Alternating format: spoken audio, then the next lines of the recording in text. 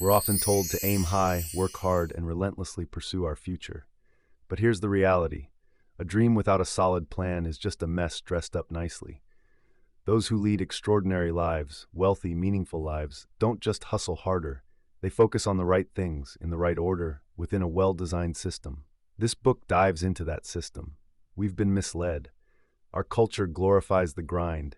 It idolizes quick success and those who seem to never sleep. But the real achievers? They're not just grinding away, they're crafting their path. While many react to life's challenges, these individuals respond with intention, thanks to the systems they've built. Their achievements are no fluke.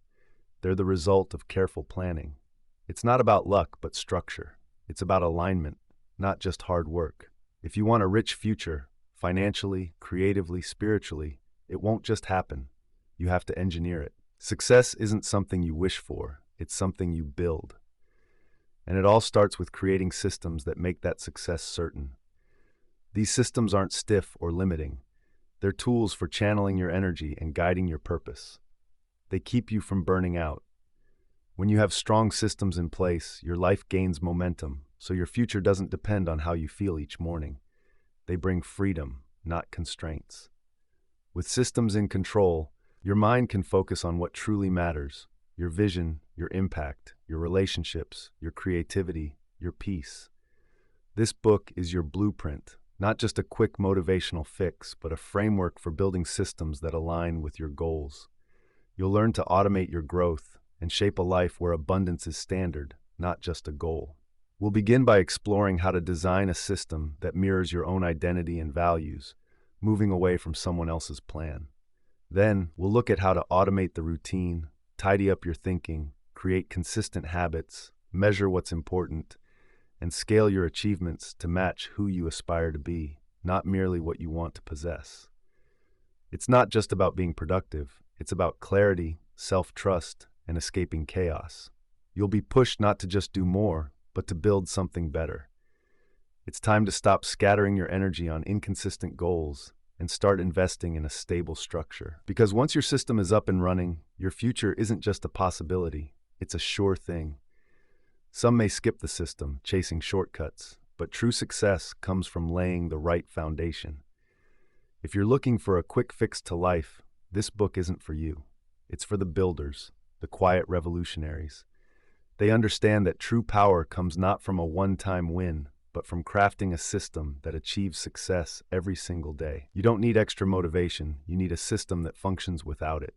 You don't need more goals, you need a framework that makes achieving results automatic. You don't have to predict the future, you need to shape it.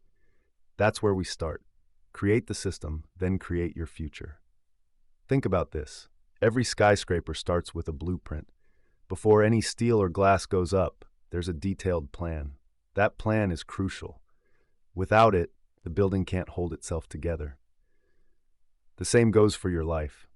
If you're chasing abundance, purpose, or a future that feels out of reach, you have to start with your own blueprint. Not for buildings, but for your thoughts and how you align them with your actions. Most of us build our lives backward. We pursue money, status, or influence, and then rush to set up habits to keep everything in place. But that's not how abundance works. It belongs to those who craft their environments carefully. You need a life structured where every element flows together. Your time, energy, focus, and resources all in sync, not battling each other. You already have a system in your life, whether you realize it or not. Your routines and beliefs shape your daily reality. If you're unhappy with where you are, it's not because something's wrong with you. It's your system delivering exactly what it was designed to produce.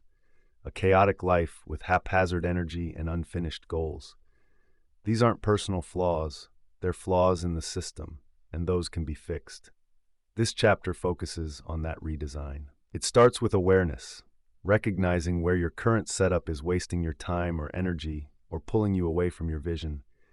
Then you move into intentional choices, setting up new structures that support who you want to become, not who you've been. Abundance isn't just stumbled upon, it's something you align with.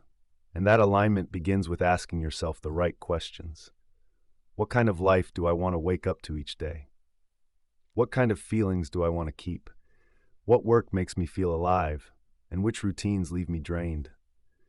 If your life design doesn't answer these questions, you're not really building anything. You're just winging it. Improvisation might work in jazz, but it won't help you build a solid life. You can't just freestyle your path to success. You need to take a step back and see the bigger picture. What fuels your energy? What helps you focus? What rhythms let you grow without falling apart? You need repeatable rituals, flexible frameworks, and systems that won't crumble when life gets chaotic. That's the clever beauty of a well-made system. It supports you when motivation dips. It gives structure to your creativity and helps you show up as your best self without battling your bad habits every morning. You don't have to fight willpower if your system is set up correctly. It will help you navigate the rough patches. When you're in a scarcity mindset, it's easy to try to control everything. You end up micromanaging your life and draining your energy. But with an abundance mindset, it's not about control. It's about creating a structure that invites freedom. You don't need to hustle more. You need to design smarter. Think of your life as a garden. The seeds you plant, your intentions, values, and ideas can only thrive if the environment is right. You can't force growth, but you can create a system that makes it feel effortless. Your time, energy, and the way you've structured your life are what determine if your garden flourishes or struggles. This isn't just theoretical, it's practical. Start by evaluating the structure you already have. How do your mornings look, intentional or chaotic? How do you handle money, reactively or strategically? Look at your workspace, your digital life, your calendar. Each of these is a piece of your system, and each can be intentionally redesigned, not to be perfect, but to be in alignment with who you want to be. You don't need to revamp everything at once. The truth is, small changes can make a big difference. One new routine can lead to a wave of better outcomes. A single redesign in your environment can unleash creativity you didn't even know was there. One simple boundary can free up hours in your week. This is how systems work. They build on one another. They grow, they free you. Start by tidying up just one corner of your life. Clean it up, refine it, and organize it. It could be your messy digital space, your morning habits, or how you tackle new tasks. Don't chase after complexity. Focus on being consistent. Create a small system that works for you every day, then add another and another. Before you know it, you're not just improving, you're transforming into a new version of yourself. Someone who thrives in order, not chaos. Someone who crafts their future bit by bit. You are the designer of your own life, whether you embrace that role or not.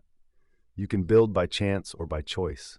You can keep reacting to chaos, or you can set up a system that stops it before it starts. A fulfilling life isn't about constant striving, it's about designing intentionally. The foundation you lay today shapes your life tomorrow, so don't wait. Design clearly, build boldly, and create a supporting structure for your dreams. Next, we'll tackle one of the biggest myths out there, that hustling hard is the only way to succeed.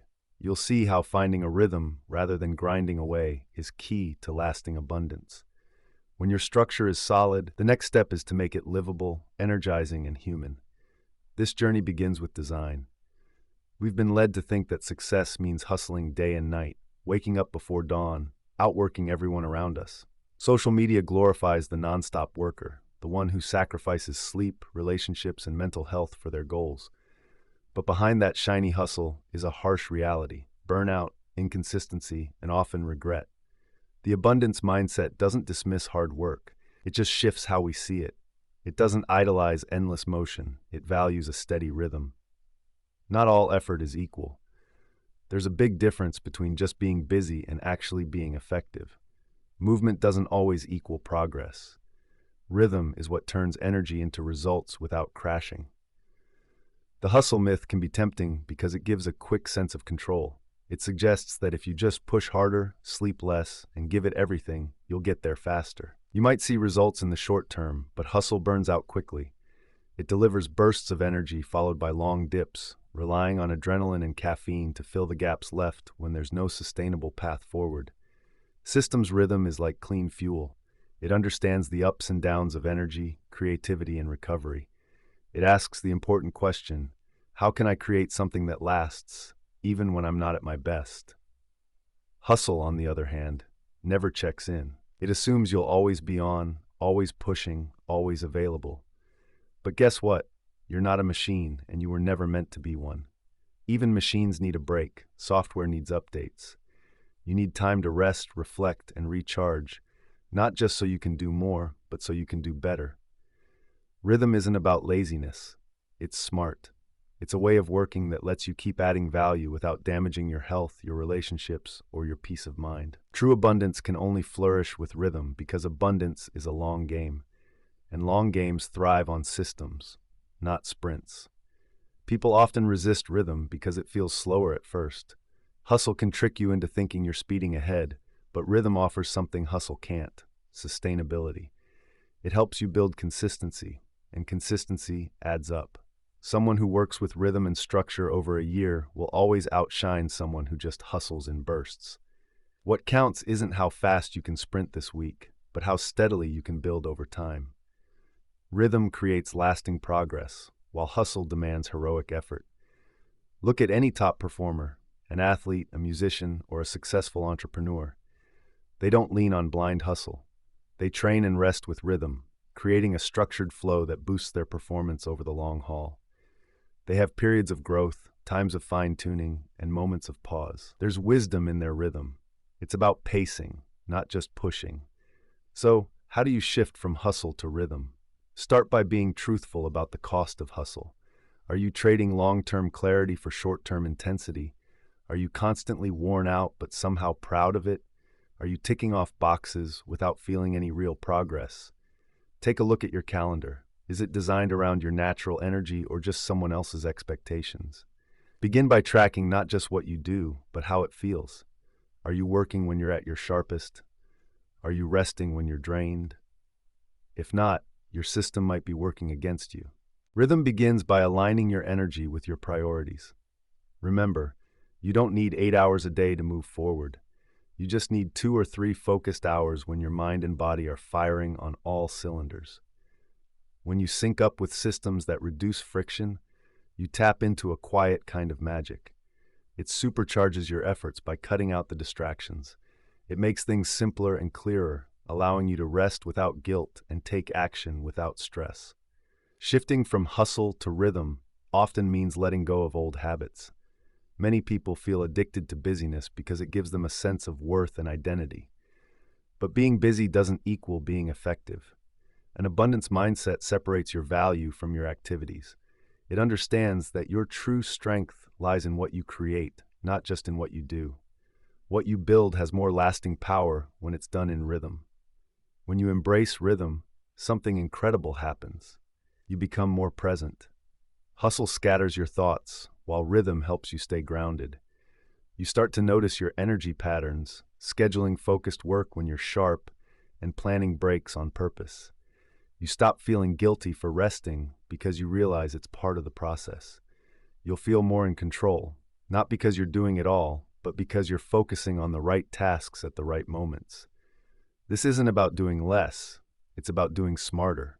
Rhythm doesn't mean sitting back while life passes you by. It's about creating a pace that boosts your creativity, stabilizes your health, and keeps your mind clear. It's important to set boundaries around your energy and guard your focus like it's precious, because it is. Your energy is your most valuable asset, and rhythm helps you manage it wisely. As you build your system, make rhythm a fundamental part of it. Don't just think about what you'll do, consider when you'll do it and how you'll recover afterward. Develop a rhythm that you can maintain. Plan your week to include both action and reflection, creating a balance that feels right. Let rhythm become part of who you are, not just a part of your schedule. In the end, hustle might catch attention, but it's rhythm that will set you free. And true freedom is about choosing to create and enjoying the process without burning out. Rhythm helps you protect that freedom and ensures what you build won't crumble under pressure. Next, we'll dive into clarity. You need a clear vision of your future to build a solid system. We'll clarify what you want, why it's important, and how to map out a structure that makes it happen. Before building your future, you've got to nail down your mission. This starts with getting clear. If you don't define what you want, you can't shape your future. That's something many folks shy away from. Defining your goals takes clarity, and that means you might need to slow down for a moment. It's about choosing what truly matters to you over what everyone else thinks is important. So many people chase after goals that aren't theirs. Careers picked for prestige, lifestyles mirroring what they see online, and dreams borrowed from those who shout the loudest. But to build a system that really supports your vision of abundance, you need to be brutally clear about what you want and why it matters. This isn't about setting random goals. It's about figuring out the life you really want to live. Clarity is your first real power move. Without it, even the best systems can crumble into confusion. You can have perfect schedules, fancy tools, and read every productivity book out there. But if you don't know where you're headed, your efforts will feel empty. You'll put in the work and still feel unsatisfied. You'll tick off boxes but lack direction. It's not because you're lazy, it's because your foundation is shaky. Systems don't thrive on noise, they thrive on purpose. However, purpose often gets mixed up. People think it's a big breakthrough, a flash of insight. In truth, purpose comes from paying attention. It's about noticing what energizes you, what you turn to even after setbacks, and what's on your mind when you're not being told what to do. Purpose doesn't shout, it whispers. You've got to be ready to listen. This is where building your system starts. Not with apps or planners, but with an honest chat with yourself. What kind of life are you aiming for? What does abundance look like for you? Is it freedom to be creative? Time with loved ones? Freedom from financial stress as you work? Until you define those things, you can't track your progress, optimize your days, or create a system for a life you haven't even envisioned. Getting clear isn't about boxing yourself into a strict identity. It's about giving your life a structure so your energy can flow meaningfully. Clarity doesn't restrict you. It sets you free to say no to distractions because now you have a standard to evaluate what comes your way. When you're unclear about your goals, everything feels urgent. But with clarity, you can prioritize effectively. You gain the confidence to say no to things that don't fit your vision, not from a place of fear, but from strength. The key here is to clearly articulate what you want. Forget vague terms. Describe your ideal life in real, vivid language. What does a perfect day look like for you? What work are you doing? Who are the people around you? What's your energy like? Where do you call home? What challenges are you tackling? This isn't some daydream, it's a blueprint. If you skip this step, any system you try to implement will feel empty or forced. Many shy away from clarity because it requires commitment. If you pinpoint what you desire, you also reveal the gap between your current situation and your dreams. That gap can be uncomfortable, but discomfort is part of growth. It's the push that helps you expand your abilities. Embrace that feeling. Let clarity highlight what really matters, guiding you away from distractions. This is the true role of a clear vision, to channel your energy into what's meaningful instead of what's just easy or available. Once you clarify your vision, everything shifts. Decisions come quicker. Distractions fade. Your schedule will align with what truly matters. You'll stop spread too thin and start honing in on doing one thing really well. The people who make the biggest impact aren't the ones attempting to do everything. They're the ones with a clear mission, shaping their lives around it. Their systems flow naturally from their vision, not the other way around. So define your vision and let it anchor your daily routine. This might mean tweaking how you start your mornings, organizing your week differently, or tracking your progress in a fresh way. It could involve shedding commitments that don't support your future or setting up a work environment that fosters focus. You might need to carve out dedicated time for rest. The details will vary for everyone, but the main idea is the same. Clarity creates alignment, and when you're aligned, your systems function smoothly. This is how you go from feeling scattered to moving with purpose. You stop trying to juggle everything and start focusing on what truly matters. You don't eliminate effort, you channel it. That's what a clear definition of success offers, a path forward. In a world full of choices, having a clear direction is more important than just having a plan. You don't have to map out your whole life right now. Focus on the next chapter you want to create. Get clear on what you want to achieve, but also on how you want to feel. Instead of just saying you want to earn more, Think about doing work that truly excites you and gives you a boost. Rather than saying you want more freedom, envision a schedule that allows your creativity to flow, where you can rest deeply and spend meaningful time with loved ones. The more vivid you make your vision, the easier it'll be to set up a system to make it happen. And yes, your vision will change over time, and that's okay. The clearer you can get right now, the better your system can help you today. Don't wait for everything to be perfectly clear. Start with the clarity you have. Build from where you are and let your system grow alongside you. In the next part, we'll move from setting goals to looking at who you are, because your identity is the first system you live with. Before you can change habits or routines, you need to look at the story you tell yourself. If your identity feels broken, or you're living up to others' expectations, even the best plans won't lead to real growth. Your identity is the core system that shapes your future. We often chase after external success, new methods, tools, and strategies, hoping they'll lead to breakthroughs. But here's the reality. No system will work well if it's not built on a strong identity. If you believe at your core that you're disorganized or destined to fail, those beliefs will derail your best efforts. You might skip steps, lose consistency, or unwittingly sabotage your own success because your system doesn't fit with how you see yourself. The real change happens when you address this inner story first. Stop focusing on changing your outcomes. Instead, change the story you tell yourself. That story shapes your identity, and guess what? It's not set in stone. It's something you can alter. Every experience, every challenge, and choice has shaped how you see yourself. But just like it was formed, it can be reshaped. Your identity isn't a label you were born with. It's something you create and maintain. To build a system that leads to the future you desire, you first need to become the person who can thrive in that future. This doesn't mean pretending to be someone else. It means intentionally shifting how you see yourself and what you're capable of. Then, back that story up with actions that align. Identity shifts don't come from mere hope. They come from proof. The more you act like the person you want to be, the more that becomes your reality. It's not about faking it until you make it. It's about behaving in ways that help you believe in yourself.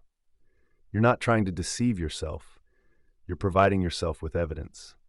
Every time you show up with discipline, speak your truth, or keep a promise, you strengthen the identity of someone who creates effective systems. The more you act in ways that align with your desired future, the more those actions become second nature. Over time, your new identity reinforces itself, making it easier to maintain the system that supports your future. This is why aligning with yourself is stronger than willpower. If you're constantly battling against yourself, pushing through resistance created by a misaligned identity, you'll feel burnt out. But when your self-view matches your goals, everything flows more smoothly. Consistency feels effortless because your actions harmonize with your belief about who you are. Changing your identity doesn't need to be a huge overhaul. It just requires small, intentional upgrades. Start by noticing the limiting stories you've accepted.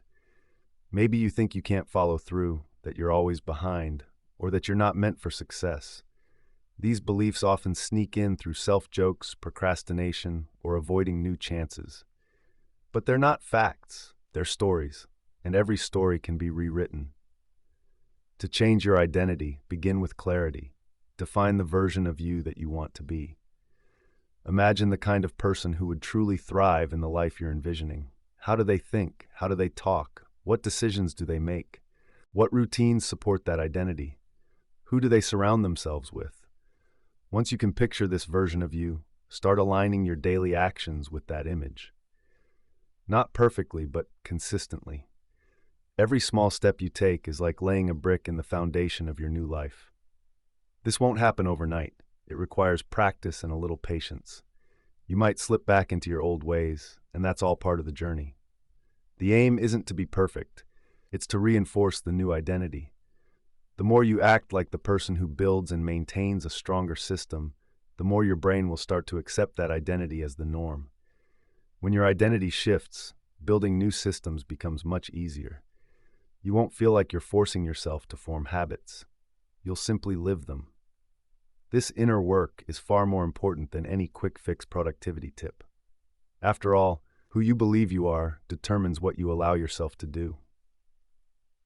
If you see yourself as someone who gives up easily, you won't trust yourself with challenges that require grit. If you think you're scatterbrained, you'll stop trying to organize your time effectively. If you feel unlucky, you'll brush aside opportunities, thinking they aren't meant for you. These beliefs aren't just idle thoughts. They're the limits you set for yourself. It's why many people end up sabotaging their own progress. It's not about a lack of discipline. It's about the fact that their system clashes with their self-perception. If your identity hasn't evolved to match the changes you want to make, the old you will always win out. Your subconscious will drag you back to what feels safe and familiar, even if it's not ideal. So the goal is to make that better version of yourself feel more familiar. Normalize growth. Expect excellence. Raise your own standards. This means changing the way you talk to yourself. Notice those moments when you belittle your potential in everyday conversations or in your own thoughts. Stand up for your future against the pull of your past. Shift from merely surviving to creating, from weakness to strength, from limitation to vision. Live in a way that gives this new identity daily support. Eventually, this new way of being will feel second nature. You won't need constant reminders of who you're becoming because your actions will make that clear. You'll look around and see a life that reflects the best version of you. Look for a calendar that shows what matters most to you. Seek out work that matches your talents. Build relationships that lift you up, not drain you. Aim for energy that flows steadily, not in wild highs and lows. That's when you know your system is taking shape. It might not be flawless, but it feels right, like a natural part of who you are. This is the foundation beneath everything, the invisible engine driving your sustainable system. You can't fake it or skip it, but if you really commit, everything else will fall into place much easier. Your identity sets the pace. It influences your habits, boundaries, goals, and how you deal with setbacks. When your sense of self backs your system, it's no longer a struggle. You start moving purposefully, in sync with your true self. Next, we'll look at how to turn ideas into action, where theory meets reality. You'll see why systems, not just motivation, are crucial for steady progress. You'll figure out how to create a daily routine that runs smoothly, whether you feel inspired or not. When your identity is in line, the goal is to build a machine that doesn't need a daily restart. Motivation can be overrated. That sounds odd, especially in a world crazy about motivational quotes and energetic morning rituals. But here's the truth. Motivation is flaky. It comes and goes. If your life or business hinges on feeling up for the task, you're in for a rough ride. The folks who create lasting success, the kind that adds up over time and brings real freedom, don't lean on motivation. They rely on systems because systems get the job done, no matter your mood. Most people fall into the trap of waiting for the right feeling to take the right step. They think they need to be fully pumped up and emotionally aligned before tackling important work. But top performers know that actions spark feelings, not the other way around. They realize that with the right system, action feels automatic. It becomes a habit, not a choice. That shift from choosing to just doing is where true consistency is born. Every day you wake up and debate what to do loses energy to decision fatigue. It's a day spent wrestling with yourself, holding back your progress, or overthinking what should already be clear. Structured systems take away the need for negotiation. They turn essential actions into routines, routines into rhythms, and rhythms into results. These systems quietly drive amazing outcomes, yet most people overlook them because they don't seem exciting. Systems won't get the spotlight. They don't provide that rush like big wins or motivational epiphanies, but they are the backbone of the life you desire. Think about brushing your teeth. You don't wait until you feel inspired to do it. It's part of your hygiene routine, non-negotiable. Now, picture if your fitness, creativity, learning, or money habits were treated the same way. Automatic, consistent, built into your day without any debate. That's what systems make possible. They cut out the emotional tug-of-war and bring in clarity and flow. The secret to creating lasting systems is simplicity. The more complex a process is, the harder it is to stick to, and friction is the enemy of consistency. A great system is easy to start, easy to repeat, and hard to forget. It should fit seamlessly into your environment and routine so well that skipping it feels wrong. It should simplify your choices, not complicate them, ensuring sustainability. Begin by pinpointing the tasks you want to do regularly. Then ask yourself, how can I make this so straightforward and obvious that doing it is easier than not doing it? If you want to write every day, don't aim to write a whole chapter. Instead, just plan to open your document and write a paragraph. If working out is your goal, don't commit to 90 minutes. Just focus on showing up and doing 5 minutes most days. You'll likely do more, but the magic of the system is that it gets you going. Once you start, momentum takes over. This is the real divide between amateurs and professionals. Amateurs wait for motivation. Professionals lean on systems. The writer who consistently publishes doesn't always feel inspired. They just sit down and write anyway. The entrepreneur releasing product after product isn't always brimming with confidence. They simply stick to their process. The athlete who trains when tired doesn't love every day, but their system supports them through low-energy moments. It builds results while others are still waiting for motivation to strike. One more thing, you can't fully rely on motivation. It's influenced by mood, sleep, food, conversations, weather, and so much more. Relying on motivation to set your goals is like trying to build a house on shifting sand. But when you have systems in place, that's solid ground. They're stable, reliable, and measurable. With systems, you can track your progress and adjust based on real data, not just how you feel.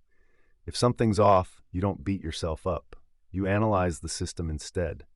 That's the real strength of having one. The most successful people aren't always the most passionate or the most talented. They're the ones who minimize friction in their process. They create environments where the right actions come naturally. They understand that structure leads to freedom. By automating the simple stuff, they carve out space for deeper thinking, more creativity, and better decision-making. They build systems that guard their energy for what truly matters. Designing a system isn't about micromanaging every detail of your life. It's about finding your flow. It's knowing what to do when the alarm goes off, where to focus your energy in those first couple of hours, how to handle distractions, how to bounce back from setbacks, and what sparks your best work. You define these things intentionally, test them out, and then let the system take the reins, so you don't have to reinvent your day every time. One huge benefit of having a solid system is that it keeps you on track, even when life throws surprises your way. You'll have days when you're worn out, when things change, or when plans go south. A system acts like a safety net. It helps keep your performance consistent, even when others struggle to give their best. It's what separates completely falling off course from just making adjustments. But a system doesn't need to be strict. In fact, the best systems are adaptable. They shift with the seasons, your energy levels, and changing goals while keeping the main structure intact. The process stays the same, but the rhythm can adjust without breaking. That's the balance to strive for. Discipline without burnout, flow without chaos, automation without feeling disconnected. You want a system that quietly runs in the background, delivering results. If you find yourself struggling with inconsistency, don't just blame your willpower. Look at your structure instead. Starting and stopping isn't a sign of a lack of discipline. It's often because you haven't made success simple enough to repeat. You haven't set up a system that works for you. But you can. You can design your days, your workflow, and your environment to support who you're becoming. You can trade weak motivation for solid systems. Once you do that, work won't feel so daunting. You'll stop burning out trying to force results. Instead, you'll approach challenges with clarity and purpose, knowing your efforts are leading you somewhere significant, even if today isn't perfect. Ironically, that's when motivation tends to show up more often, not because you're desperate for it, but because your system allows for it. It becomes a bonus, not a necessity. Next, we'll dive into a crucial yet often overlooked system in our lives: time. You'll discover how to stop treating time like just a resource and begin designing it as a structure. Time isn't simply something you spend, it's something you shape, and how well you shape it can determine your future.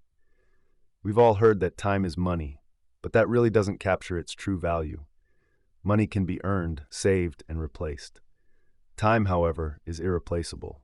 Once it's gone for good. Yet many people handle time carelessly, reacting to it instead of crafting it. Here's the deeper truth. Time isn't just a resource, it's a system. If you don't treat it as such, if you don't learn to construct and protect it, your future will be susceptible to distractions, interruptions, and fatigue.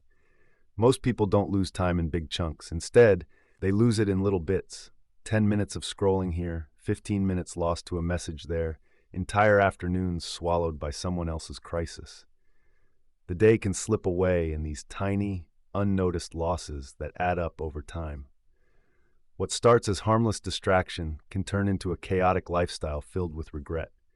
It's not a lack of discipline, it's simply that they've never learned to design time like the system it is. A well-structured time system doesn't kick off with a to-do list. It begins with intention. What are you building? What kind of life do you want today, this week, this season to support? Time design starts when you shift your thinking from what do I have to do today to what matters most today. From there, you can mold your hours into meaningful blocks of focused energy. Each moment becomes a tool rather than just a placeholder, allowing your day to align with your purpose, not just your inbox. Many see their calendar as just a space for appointments, but high performers view it as something much richer. People approach their calendars differently. They see it as a design canvas. Each color block and label shows what matters to them. They don't just fill time to seem busy. Instead, they shape their days so important work gets done when they feel most energized. They set aside time for deep work, strategic thinking, and recovery. When interruptions pop up, they react with a system, not panic. Shifting from managing time to designing it takes awareness. It's about noticing when distractions pull you away from your goals. Not all hours are created equal.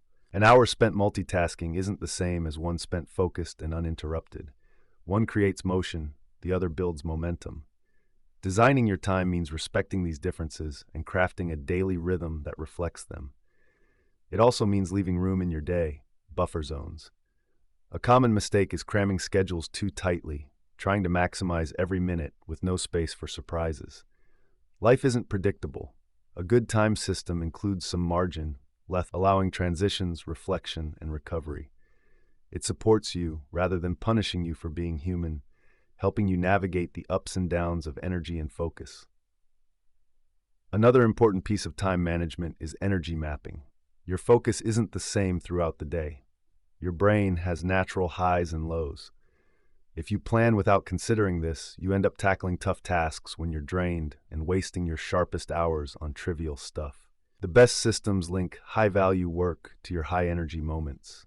They match tasks to time, not the other way around. You don't need to become a machine.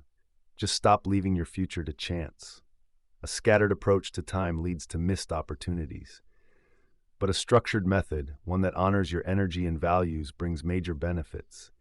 It's not about doing more, it's about doing the right things at the right times, consistently. Building a time system doesn't mean micromanaging every hour. It's about establishing a recurring structure that enables your best work. It could be as simple as setting aside an hour each morning when your phone is off, prioritizing your most important project before anything else. Or maybe it's a weekly review to reset and refocus. Make your calendar work for you. Take a moment to reflect on what's really helping you and fine-tune your priorities. These aren't just tasks, they're time rituals, small, steady actions that guard your focus and push your life ahead. The toughest part of managing your time? Learning to say no. You can't create anything amazing if your schedule is filled with distractions that don't matter. Every time you say yes, you're saying no to something else. If you haven't clarified what matters to you, your mission, your vision, your priorities, your calendar will end up reflecting everyone else's needs, not yours. You need to fiercely protect your time. This isn't about shutting yourself away. It's about creating the space where your future is built. One effective technique is time blocking. This goes beyond just scheduling meetings. It includes everything important: your creative projects, strategic thinking, skill building, and even downtime. By dedicating specific time slots to high-priority tasks, you cut out any confusion and set clear boundaries around your energy. Instead of bouncing from one task to another, you'll start moving through your day with purpose. It's not about being strict, it's about having clarity. When you see your day in blocks, you stay on track and avoid wasting those in-between moments. But even the best time management won't work without regular check-ins. Your relationship with time changes, your energy will fluctuate, and your responsibilities will shift. That's why it's crucial to step back weekly or monthly and ask yourself, am I spending my time in a way that matches my values? Are my top priorities getting the attention they need? What do I need to tweak to better reach my goals? This simple habit of reflection keeps your system alive, flexible, and supportive. Remember, time isn't something you stumble upon, it's something you shape. How you shape it sets the course for your life. If you're always reacting, always putting out fires, always racing against the clock, it's not just because you're busy. It's likely your time system is flawed or doesn't exist. But you can fix it. You can set up a structure where the right things happen more often, where your focus isn't pulled in too many directions, and where life feels like it's actually progressing rather than just spinning in circles.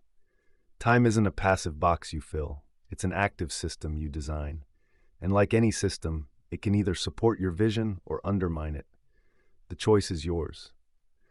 The input side of your system is all about what you let into your mind, your space, and your focus. Remember, what you get out doesn't just come from hard work. It's also about managing the quality of what you let in. If you don't control those inputs, they can end up controlling you. What you achieve in life, your thoughts, your energy, your work, your results, depends not just on your effort, but also on what you allow in. Your inputs shape your outputs. What you consume influences what you create. The people you spend time with, the content you take in, the places you hang out, and the conversations you join all steer your mind and emotions in certain directions. Most people don't think much about this input side. They think if they just try harder, push a bit more, or get organized, they'll see better results.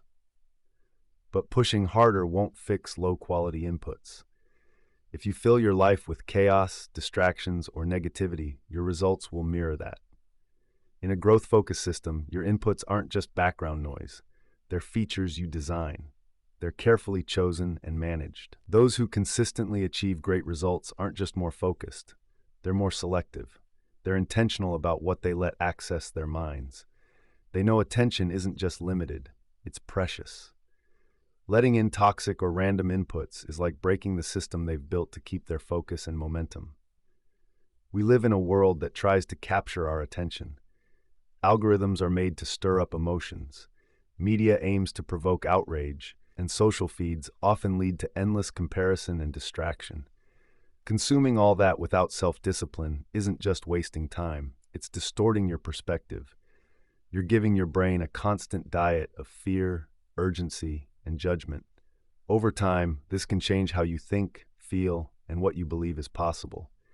If you're not careful, you might start making choices based on noise instead of your vision. The first step to mastering your input is awareness. Start noticing how you feel after engaging with something or spending time with certain people. Do you feel drained or do you feel inspired? After scrolling through news or social media, are you more focused or do you feel scattered? When you binge on information, do you take more action or less? Not all inputs are harmful, but letting in unfiltered inputs can be risky.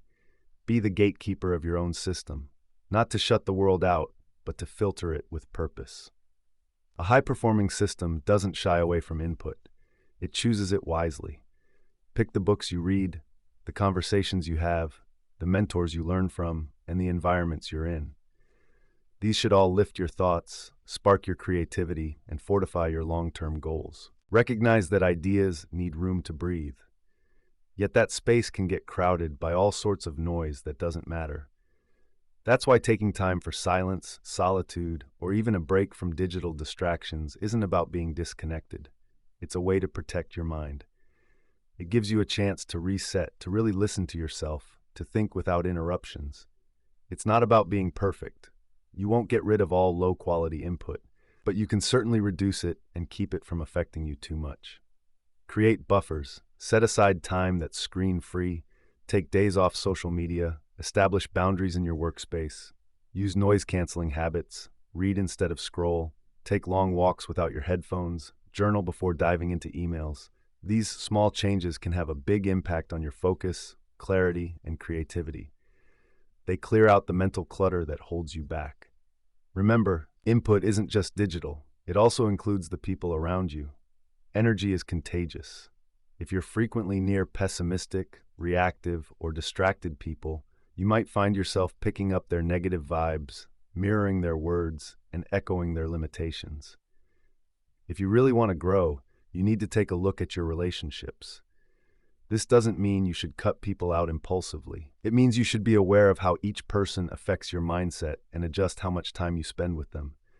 Who you let close matters in your journey. Your surroundings also play a significant role. They send messages to your subconscious all the time. A cluttered space whispers confusion. A noisy room creates distractions. A chaotic desk leads to disjointed thinking. Your environment should mirror the system you're creating. Make it clean, focused, and aligned. Eliminate the friction that slows you down. Tidy up digital messes, turn off unnecessary notifications, and organize files. Every part of your space, both physical and digital, should hint at your purpose, not perfection. Once you understand your input equation, you'll see that your best ideas, your clearest thoughts, and your deepest insights don't come about by chance. These moments come when your mind has room to breathe and a solid plan in place. You maintain that plan by controlling what flows in. If you're constantly bombarded with information, there's no room for anything meaningful to come out. Instead of creating, you're busy sorting through the chaos. There's a belief that knowing more makes you smarter. But in a world full of distractions, true intelligence isn't about knowing everything. It's about knowing what to tune out. The ability to say, "This isn't worth my focus right now," is powerful. It keeps your mind clear and allows you to stay connected to your goals, rather than getting caught up in every trend or crisis. Many successful creators, leaders, and innovators have firm boundaries around what they let in. They choose their reading material carefully, limit news consumption, and spend less time in front of screens. They create before they consume because they realize that quality work comes from a clear mind, not a cluttered one. Just because information is out there doesn't mean it's useful. They ask themselves, "Does this help me grow?" If the answer is no, they set it aside. As you refine your approach, build intentional habits for what you take in. Start your day with a routine that feeds your mind before the world pulls at you. Pick a few quality sources for inspiration or knowledge and ignore the rest. Surround yourself with voices that lift you up. Embrace boredom. It can spark new ideas. Protect your time to think deeply and uninterrupted. Guard your mind like it's the engine driving your future, because it is. When your inputs are purposeful, your energy levels stay steady, your thoughts become clearer, and your emotional stability improves. You won't feel pulled in multiple directions anymore. You'll find a quiet confidence that comes from being aligned. Your system will not just produce more, but also produce better quality work. You'll shift from reacting to responding with clarity. Next, we'll focus on repeatability, how to set up systems that create value every day without constant reinvention. Once your inputs are clear, the next step is to build processes that work smoothly over and over, efficiently and effectively, compounding your efforts. It's easy to overlook how powerful it is to set things up once and enjoy the benefits every day. A lot of us get stuck in a loop. We wake up, tackle the same issues, and fall back into the same routines. We keep relearning lessons, pouring energy into our days, but what do we get in return? Nothing that lasts. On the other hand, those who get results over time aren't just putting in more hours, they're working smarter. They create systems, set up automation, and establish habits that keep delivering results long after the initial effort. Think of it this way. You spend an hour today creating a process that saves you 10 hours this month. You invest time into creating a morning habit that eliminates decision-making stress. You make a checklist to avoid the same mistakes. You draft a reusable email template for those weekly updates. You document a process so you don't have to keep repeating it. These tasks might not be glamorous or social media worthy, but they're the foundation of a life that runs smoothly. To truly thrive, you have to shift from reacting to designing. Most people are stuck in reaction mode, scrambling to fix what's broken, attending to urgent matters, and forgetting to set things up. They're caught in daily survival. But a builder's mindset looks at the same old problems and asks, how can I create something that stops this from being an issue again? It's a whole new way of viewing life. Inefficiencies become signals, clues that it's time to build something better. This concept applies to all aspects of life. In health, it could mean crafting a weekly meal plan that eliminates daily choices. In finances, it might involve automating bills and savings, allowing your wealth to grow quietly. For work, it's about setting up procedures so tasks can be done quicker or handed off easily. In relationships, just scheduling regular check-ins can keep connections strong and prevent them from slipping away. There are chances to build once and reap rewards daily all around you, but you need to be aware of them. Plus, this strategy creates momentum.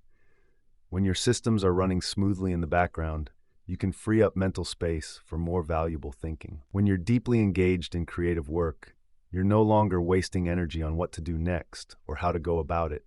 You've set up your surroundings and your routine so that making good choices feels effortless. That's when life starts to feel spacious. It's not about doing less, it's about doing the right things the right way. Remember, not every system has to be high-tech or complicated. Sometimes, the simplest systems are the most effective. A morning checklist? That's a system. A one-sentence guideline for weighing opportunities? That's a system too. A nightly routine to help you reset your focus? Yep, that's a system. They don't have to be fancy, they just need to work. They should make things smoother, save your energy, and keep things consistent. Many people get stuck chasing the latest trends instead of finding stability. They want to jump on every new tool and technique, always hoping for the next big discovery. But real abundance comes from mastering the basics. It comes from having simple systems that deliver consistent value. You don't need 100 hacks. You just need a few solid systems that get the job done each day. That's where true freedom lies. Not in doing more, but in doing the same things more efficiently and allowing those results to grow over time. The first step is to pay attention. Look at what you do regularly. Where do you put in the effort? What decisions do you keep making? What tasks eat up your time each week? Each one of these can become a system. Create templates, set reminders, group similar tasks together, and use recurring calendar events. Build a structure around your energy. The more you systematize, the less you waste. But remember, building these systems takes time and patience. Many shy away from creating them because it feels faster to do things manually. And sure, it might be quicker today, but if it's something you'll do more than twice, trust me, having a system in place will always pay off. It's about playing the long game. You're planting seeds, and once those systems are established, they keep yielding benefits without needing constant effort. That's the leverage that changes your life. You'll start to reclaim your time. This is how you expand your influence, your business, your creativity, or your personal growth. Without these systems, every new opportunity just adds more pressure. But with them, you can multiply your efforts and scale up what matters most. Opportunities flow through a system that turns ideas into action without adding stress. You can create more, serve more, and achieve more because this system carries the load for you. It also levels out the emotional ups and downs. When your results aren't tied to how you feel that day, you find more stability. You break free from the cycle of highs and lows in productivity. Your system performs even when you're not feeling it. The more consistent it is, the more confidence you build. You start to believe in yourself, not because you're fired up every single day, but because your system holds strong through the mood swings. And if something goes wrong, you don't freak out. Instead, you figure it out and make improvements. That's what sets a system apart from a streak. A streak is delicate. It can crumble after just one bad day. But a system is sturdy. It adapts, evolves, and resets. It doesn't demand perfection, just a commitment to the structure. This commitment is what makes your future sustainable. At the core of this method is the idea that you shouldn't have to build your life from scratch every single morning. The choices you make, the tools you use, and the habits you develop should support you long term. They ought to form a foundation for your growth, allowing your mind to concentrate on the bigger issues. That's what it means to build something once and reap the benefits constantly. You create something valuable and let it enhance your future repeatedly. Next, we'll dive into the true essence of wealth. It's not only financial, it's also emotional, relational, and energetic. You'll see that abundance isn't about just piling things up. It's about alignment. Your systems can foster prosperity in every part of your life without having to chase it down. When your systems are sound, wealth transforms from a goal into a natural result. Wealth is often misunderstood. Many see it purely in financial terms, bank accounts, assets, or income. But real wealth is multifaceted. It includes your time, energy, relationships, peace of mind, and freedom to choose. An abundance mindset acknowledges that true wealth isn't just about what you gather, it's about how well your life aligns with your values, purpose, and strengths. Real wealth isn't gained by chasing money. It's built by creating a system that reflects who you are and allows prosperity to flourish naturally. Many people make the mistake of thinking that to get wealthy, you have to sacrifice. They believe they must trade joy for productivity, rest for progress, and health for income. But this kind of wealth is shallow. It's paid for with the very things that give life purpose. Real abundance is different. It comes from a place where your effort and who you are don't clash. It blossoms when your daily work sets you up for the future without robbing you of enjoyment today. That's what alignment is all about. It's when what you do, how you do it, and why you do it are all in harmony. Alignment isn't something that just happens. It takes some design. It starts with knowing who you really are at your core, your values, your personality, and your vision. You need to create systems that reflect and protect your true self. If you build your life around seeking approval, succumbing to social pressures, or chasing outdated goals, you'll end up stressed and out of sync. You might hit those so-called success targets, but deep down, you'll feel unfulfilled because your structure doesn't nurture your inner self. Instead of being a blessing, wealth becomes a burden. To create aligned systems, give yourself permission to redefine success in terms that mean something to you, not what others think or what you've been taught. Sometimes that may mean making less money for more freedom. It could involve simplifying your life to gain more time. It might mean valuing impact over sheer size or depth over speed. When your systems reflect what you truly want from life, wealth starts flowing naturally. You stop chasing after it and begin to welcome it. You shift from proving your worth to building something meaningful. Wealth that comes from alignment feels different. It doesn't bring constant worry, and it isn't built on force or manipulation. It grows through honesty. Your energy feels pure, your work holds meaning, and your relationships become partnerships rather than mere transactions. You start noticing opportunities that suit you instead of forcing yourself into unsuitable situations. That's one clear sign of alignment. Things feel lighter, not because they're easy, but because they're right.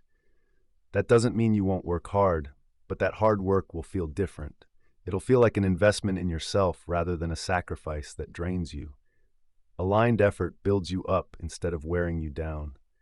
Over time, that kind of effort adds up and leads to real results. When we focus on what truly brings us joy and meaning, our financial habits start to change. When you're in sync with your values, you naturally create value in your work. You tackle tasks that matter, you gain trust, and solve real issues authentically. In a world that craves genuine connection, that kind of energy draws people in. You stop chasing after clients, jobs, or promotions. Instead, they come to you, not because of flashy ads or perfect resumes, but because your approach speaks volumes. You become someone trustworthy. Your output is steady, and your presence has depth. Money starts to come into your life not as the goal, but as a natural outcome. That's what we mean when we say wealth flows from being aligned. It's not about ignoring money, it's about shifting the focus. You place value creation first, then service, then integrity in your systems. These foundations attract abundance without the constant struggle. You invest the effort once, and it keeps giving back over time. This holds true in every area of life. In relationships, being in tune creates emotional wealth, trust, intimacy, and mutual growth. For your health, alignment means energetic wealth, lasting vitality and resilience that supports your goals. When it comes to time, it breeds freedom and choices. In your spirit, it brings clarity, fulfillment, and peace. These kinds of wealth can't be purchased. They are built through systems that align with who you are. But getting to that place takes courage. It pushes you to stop pretending, to stop saying yes to things you dislike, and to step away from the games that don't matter to you. It means listening to your unhappiness instead of silencing it. You can use your frustration as motivation to create something better. The longer you ignore what feels wrong, the more self-sabotage creeps in, and you might find yourself resenting the very success you've worked hard for. If you want to realign, you need to pause and reflect. Assess your systems and ask the tough questions. Am I focusing on what truly matters to me, or just reacting to the urgent? Are my routines a reflection of my own values or someone else's expectations? Is my work nourishing my soul or just filling my calendar? Am I saying yes when I should really be saying no? It's tough to ask questions like, am I doing this because it feels right, or am I just afraid to say no? But these questions matter. Real alignment isn't a stroke of luck, it's something you create. When you start shifting things, even just a little, you'll feel it right away. You'll breathe easier. Your creative spark will return. You'll start to take pride in the life you're building, not because it's flashy, but simply because it's authentically yours. Suddenly, everything works better because it's now pulling toward a true vision. That's when real wealth starts to grow, not as a finish line, but as a natural byproduct of living with integrity. Next, we'll dive into your environment. It's not just about the spaces you inhabit, it's also how those spaces shape your energy, focus, and sense of self. Even the best internal systems can crumble in a chaotic setting. The most effective builders know that their surroundings aren't neutral. They're either lifting you higher or holding you back. So let's create a space that works as hard as you do. Your environment is part of the system. No matter how driven you are, your surroundings will either boost or undermine your progress. The spaces you live in, the people you associate with, the sounds and colors around you, even the digital clutter, everything sends quiet messages to your mind all the time. Your environment is always at play. It either supports your goals or sabotages them. It can either keep you focused or distract you. That's why the most intentional people pay as much attention to designing their environment as they do their calendars or objectives. Many underestimate how much their surroundings influence them. The effects aren't always loud or instant, but over time, your environment shapes your habits, energy, focus, and can even define who you are. Walk into a messy room and you'll feel that chaos seep into your mind. Try to create something meaningful in a noisy, cluttered space, and your thoughts will scatter before you can even start. Your environment talks to your subconscious, defining what behavior feels normal. If your workspace screams urgency and distraction, that's what you'll sink into. But if your home whispers of calm and clarity, that becomes your default state. It's time to design an environment that truly supports you. It doesn't take money, it takes focus. You need to ask yourself, what's this space helping me become? Is it designed for who I used to be or for who I'm becoming? Is it lifting me up or holding me back? You can tweak your surroundings by making small changes. Remove the things that make it hard to start important tasks. Make your tools easy to see and your distractions out of sight. Clear away the clutter that weighs you down mentally. You might not even realize it's there. Turn your environment into a supporter, not an obstacle. This idea extends to your digital life too. Your daily devices can either boost your focus or wreck it. Think about your phone, laptop, and notifications. They create a digital atmosphere that's with you all the time. If your screen is full of alerts and open tabs, it keeps your nervous system in a state of constant stress. You might not consciously feel it, but it can break up your thoughts, drain your patience, and train your brain to expect interruptions. To create systems that consistently work, you need to treat your online space with the same care you do your physical space. Start by tidying up your digital life. Unsubscribe from emails that don't matter. Turn off notifications that aren't essential. Organize your files so you can easily find what you need. Limit your tools and get skilled at using fewer of them more effectively. Close unnecessary browser tabs, use focus modes, and set rules for when and how you interact with digital content. Your devices should help you chase your goals, not control your attention. Remember, your attention is a precious resource, and both your physical and digital environments determine how well you can protect it. Relationships also play a role in your environment. The people you spend time with can impact your standards, energy, and sense of what's possible. If you're around negative or reactive individuals, you'll likely start to adapt to their way, even if it's not what you want. That's just how environments work. They shape behavior. On the flip side, hanging out with intentional, visionary people who take action can elevate your thinking. Their systems can influence yours, and their energy can encourage better choices. This doesn't mean you need to cut everyone out. It's about being selective. It's all about shielding your system from the energy of those who aren't creating anything themselves. Designing your environment isn't about control, it's about offering support. It's about easing up on obstacles and swapping them for gentle encouragement. A book nearby is more likely to get opened.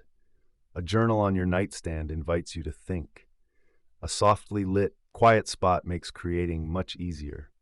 Each of these elements acts like a signal, a piece of your system.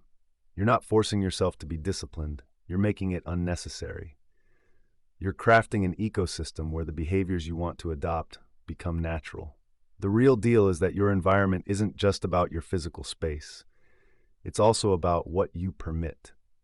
The clutter you overlook, the distractions you allow in, the boundaries you don't set, they all factor into your system. If left unchecked, these can halt your progress. But when you take charge of your environment, you regain a level of control that many people hand over. You're no longer at the mercy of your surroundings. You become the designer.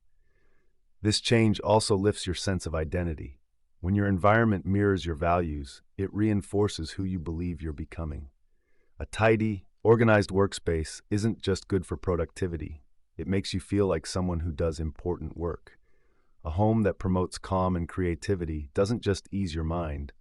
It helps you feel like someone living with purpose. Your environment and your identity are intertwined. Change one, and the other shifts along with it. Of course, you can't control every single part of your environment. Life can be chaotic, families can be noisy, circumstances can change, but you don't need to create a perfect setting. You just need to optimize it where you can. Even small tweaks, a single drawer organized, a wall cleared, a digital folder restructured, can set off positive changes in your system.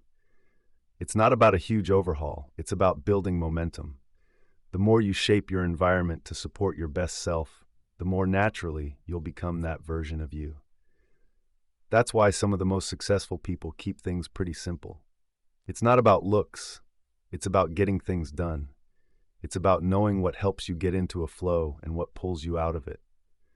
It's recognizing that every choice, whether it's what's on your desk or who you share lunch with, plays a part in your journey. It's all about either strengthening your system or slowing it down. You don't need to control every little thing, but you do need to be deliberate about shaping your future. It's too important to just leave it up to a chaotic environment. Next, we'll dive into one of the biggest distractions that's pretending to be progress. You see, from apps to platforms to all those systems people use, many get overwhelmed, not because they lack tech, but because they have too much of it. We'll explore why tools aren't effective until you've got a solid system, and how to stop chasing shiny new things and start utilizing what you've got to move ahead more quickly. Here's the thing, tools don't really matter until systems are in place. In a world full of endless choices, tools can often distract us, masked as progress. Each week brings a new app, a new platform, or a new productivity method, all claiming they'll change your life. People spend countless hours fiddling with features and customizing setups, all under the illusion of being productive. But honestly, most of this is just cleverly disguised procrastination. They aren't building their future, they're just rearranging their confusion. The hard truth? Tools mean nothing without a clear system.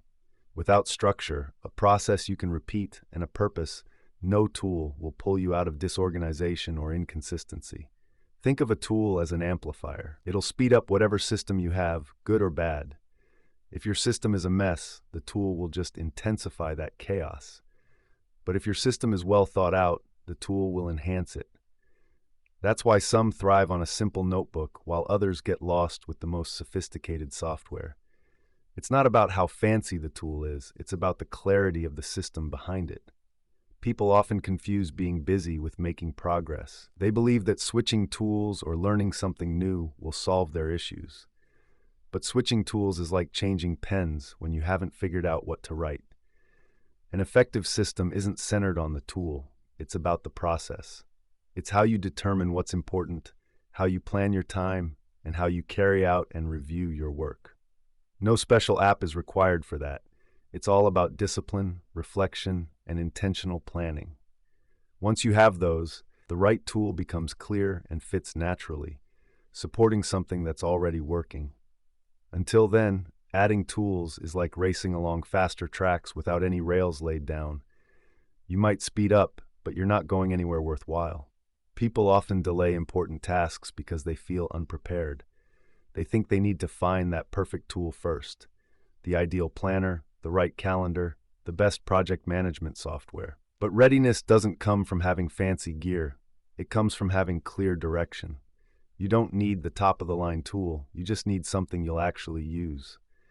A simple spreadsheet you open every day is way more effective than a complicated program you rarely touch. Consistency beats complexity every time. A tool is only useful if it helps you develop a routine that fits your needs. Once you shift your mindset, you can let go of the pressure to keep upgrading your tools. You stop looking for the latest quick fix and start refining your process. You ask yourself better questions. What am I trying to achieve? What system will help me get there? How can I simplify my workflow to make success easier to repeat? These questions really push you forward. Remember, tools are meant to support your answers, not take their place. Simplicity should guide your tool choices. Opt for tools that are easy to learn, flexible enough to adapt, and simple enough to use regularly. Steer clear of anything that requires constant adjustments, has a steep learning curve, or is unnecessarily complicated. Your tools should lighten your mental load, helping you focus more on the work rather than the process. The more you can automate or streamline, the more energy you'll have for deep thinking and creativity. It's also smart to separate your tools by their purpose. Don't try to use one tool for everything. Have clear areas for where you store information, track tasks, manage your calendar, and communicate. When each tool has its own role, your workflow gets clearer and your mind stays focused. Confusion often comes from using tools that overlap or aren't consistent, so set clear functions and your system will run smoothly. Finally, make sure your tools fit your environment and who you are. If you work best with physical items, stick with analog tools like notebooks, whiteboards, or index cards. But if you thrive in the digital world, choose apps that sync with your devices and match your habits. Don't force tools that change who you are. Choose ones that reflect your natural style while supporting your growth. Your system should meet you where you are and guide you forward, not leave you feeling stuck. When we get caught up in progress, we can fall into the trap of tool addiction. We start to think that just one more download, one more tweak, or another customization will finally make everything click. But chasing perfection can hold us back. It's easier to adjust a tool than it is to actually write that proposal, make that call, or stick to a new routine. At some point, you've got to set the tools aside and get to work. That's where real momentum happens. It's not in the setup, but in the follow-through. The best builders keep their tools simple. They pick a few key platforms and really hone their skills on those. They don't waste time reinventing the wheel with systems that already work. They know that being effective isn't about having a bunch of tools, but rather about using a handful of them wisely. Their focus is on refining their systems, not on chasing after the latest shiny thing.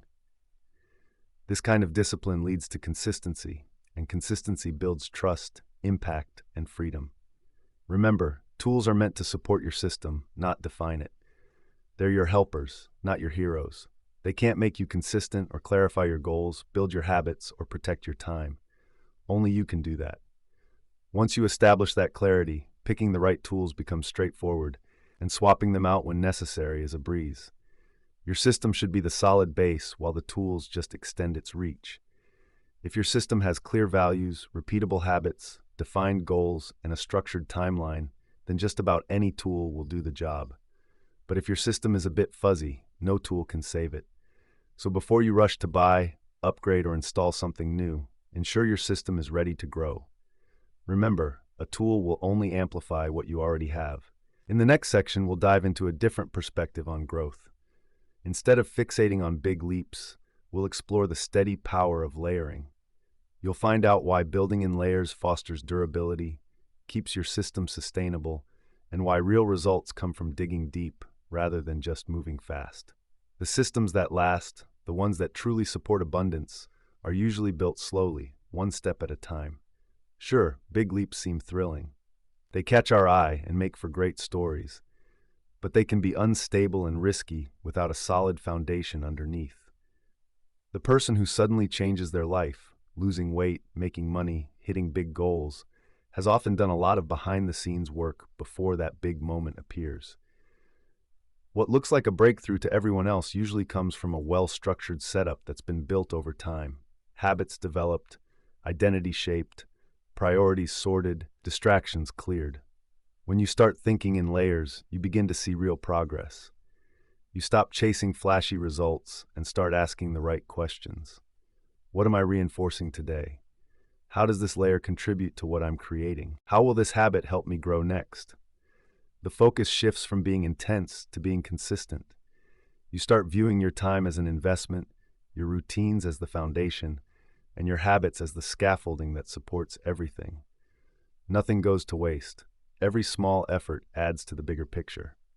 This layered thinking also protects you from burnout that can come from racing toward results. It gives you the freedom to grow in a way that honors your energy and respects where you are in life. Not every phase requires maximum effort. Some are about building a solid foundation, digging in your roots, gaining strength, or fine-tuning your direction. When you think only in leaps, you expect every day to be groundbreaking. But when you think in layers, you realize that greatness is achieved through steady, disciplined steps. One page written, one habit maintained, 1 hour of focus layered repeatedly. These actions create something lasting. But this mindset requires trust. Trust in the process, in the structure, and in the value of what you're building, even if you can't see it yet. The challenge is that progress through layers often feels mundane. You show up, put in the work, and move forward little by little. There are no fireworks, no applause.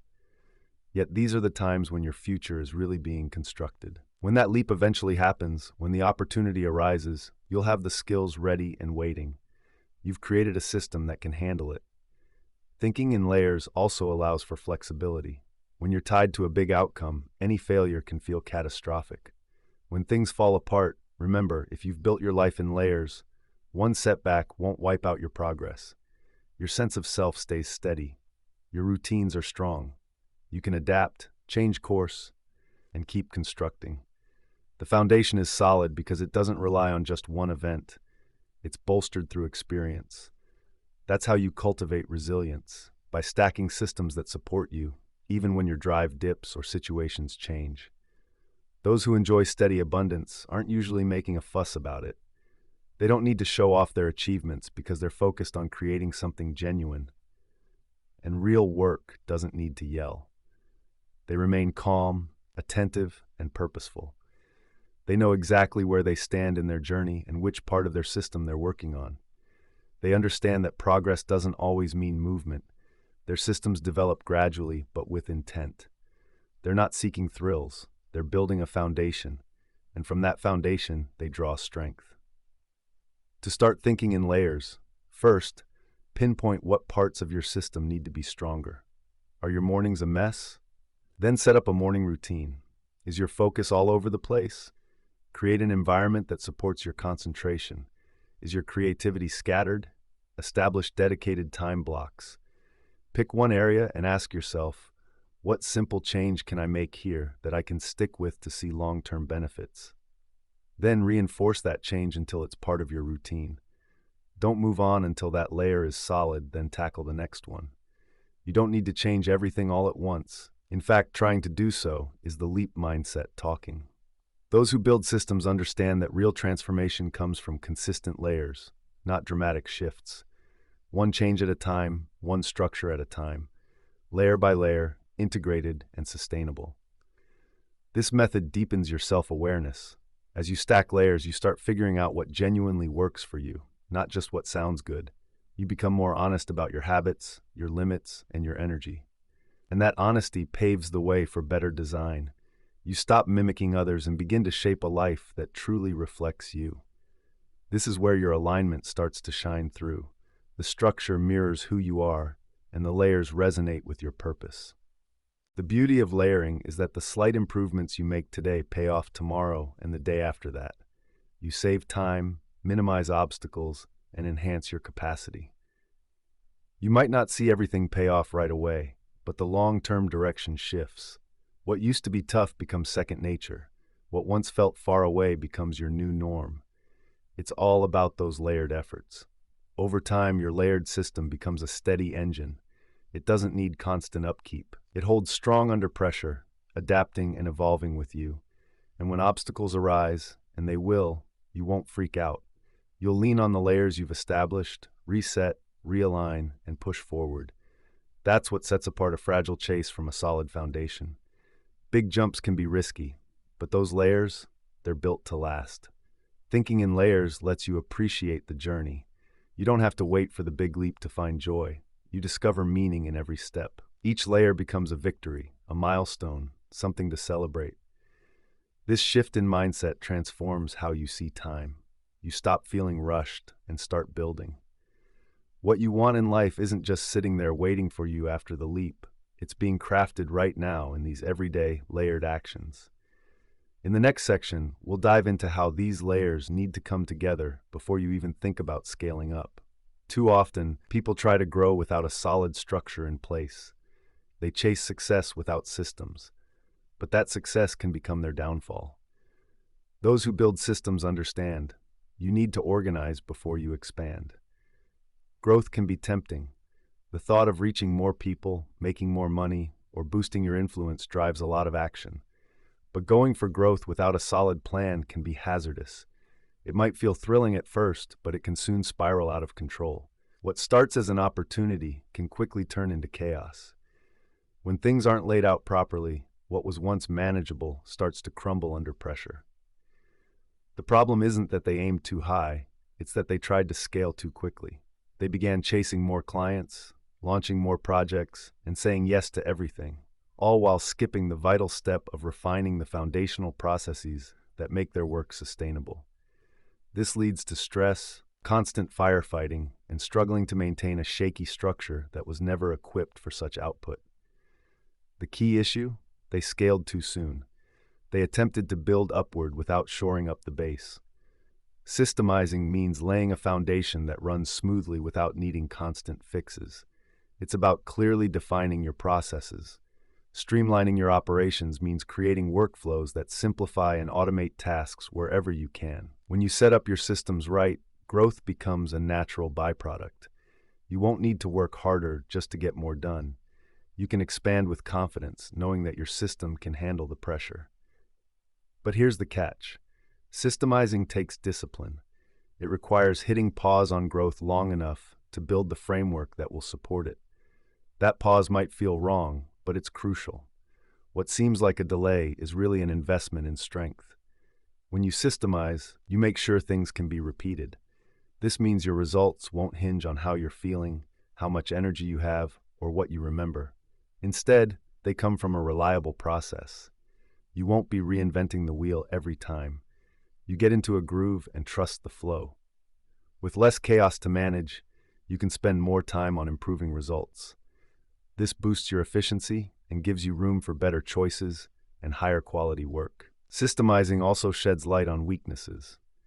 As you document and organize your workflow, you'll quickly spot where things get sticky, where breakdowns occur, and where you rely too much on guesswork. These insights help you polish, delegate, or cut out what doesn't align with your larger goals. Think of it like tuning an instrument before a show. You want everything in sync before you amplify the sound. Skipping that tune-up just magnifies the flaws. The risks are too high to leave it to chance. One of the greatest things about a well-structured system is that it allows others to step in. If your business or personal routines only succeed when you're managing every little detail, they won't grow. Systemizing means creating documentation, templates, and guidelines that make it easy for others to pitch in without getting lost. You're building a structure that doesn't rely solely on you. This is how you reclaim your time and amplify your impact, not by doing more, but by designing systems that can run smoothly without constant oversight. This idea applies to your personal life too. If your fitness routine, financial habits, or daily schedules rest entirely on your memory and decisions in the moment, they're delicate. Systemizing your personal routines, like batching decisions, automating bills, prepping meals, and planning your week, frees up your mind. It gives you room to focus on what truly matters and the energy to grow without giving up what's important. Creating a stable system before scaling isn't just about avoiding burnout. It's about making something that can last. Lots of people hit a peak of success but struggle to maintain it. The excitement fades, the pace gets too fast, and without the right systems in place, they crash.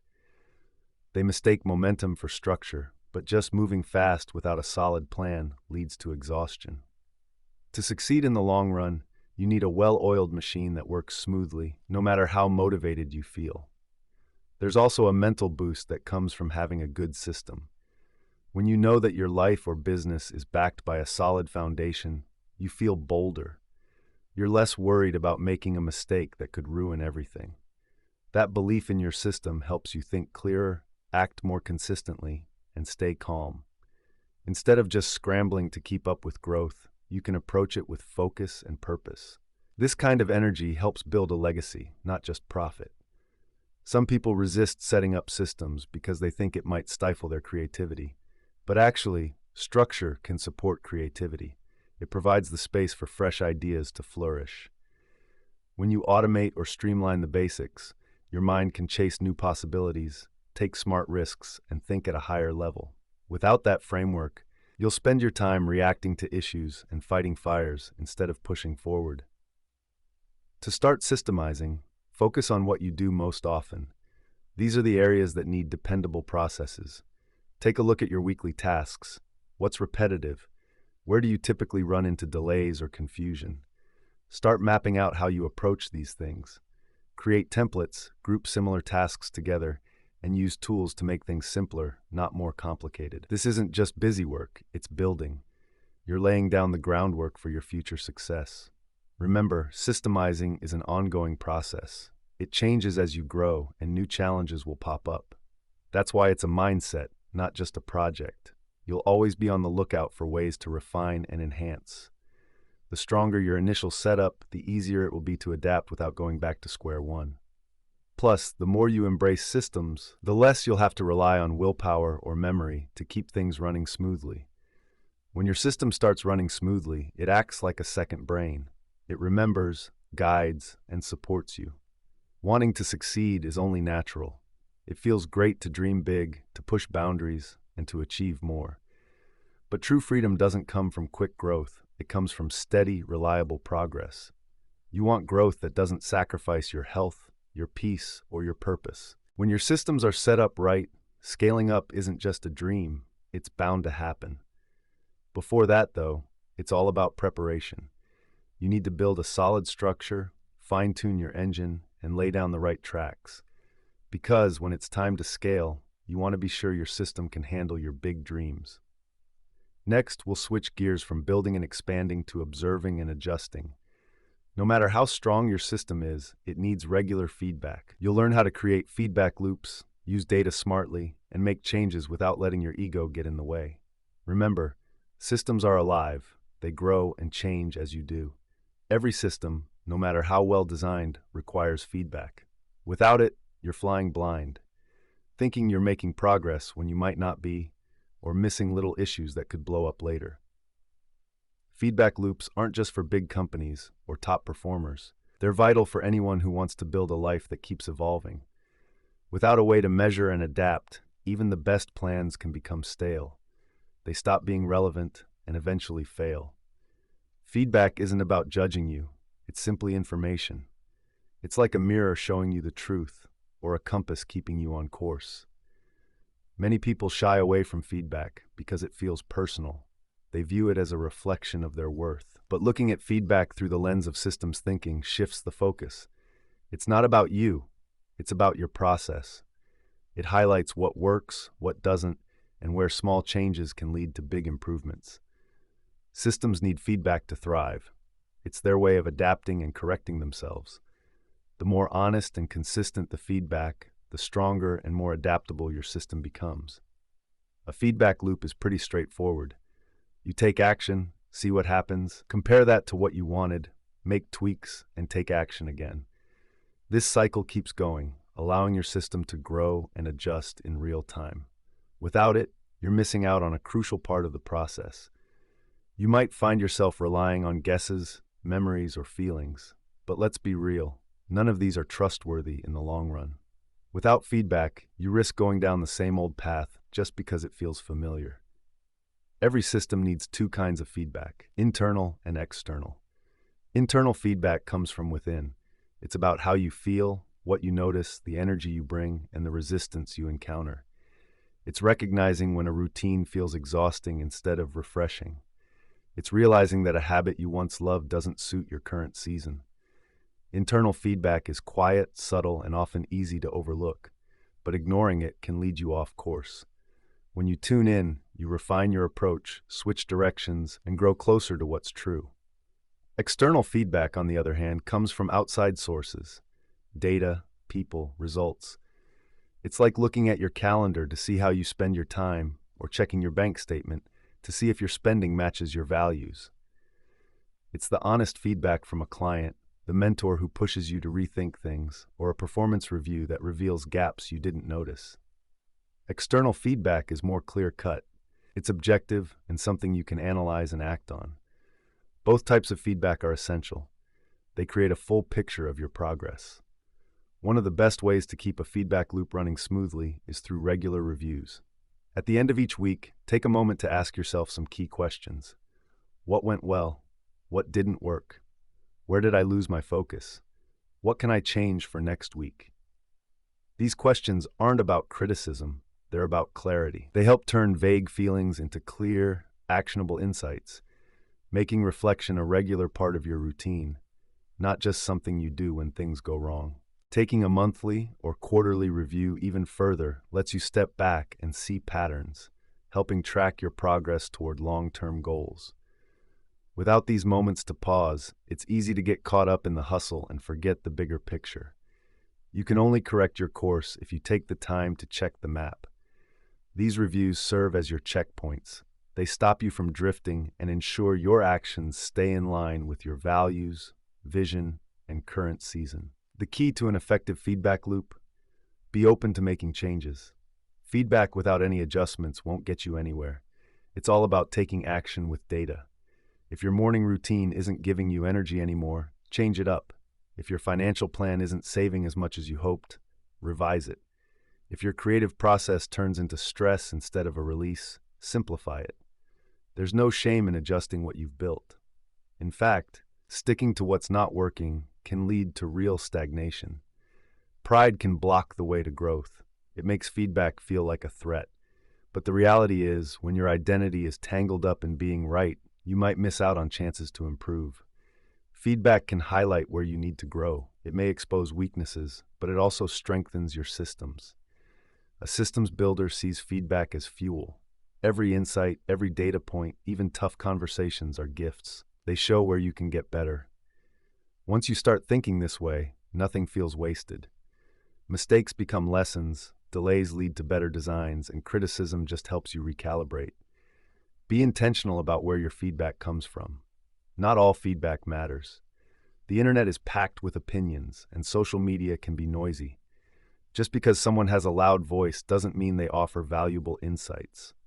Choose feedback from those who share your vision, who want you to grow, and who have experience in building their own systems. Look for clarity in the challenges they present. not just critique. Pay attention to patterns.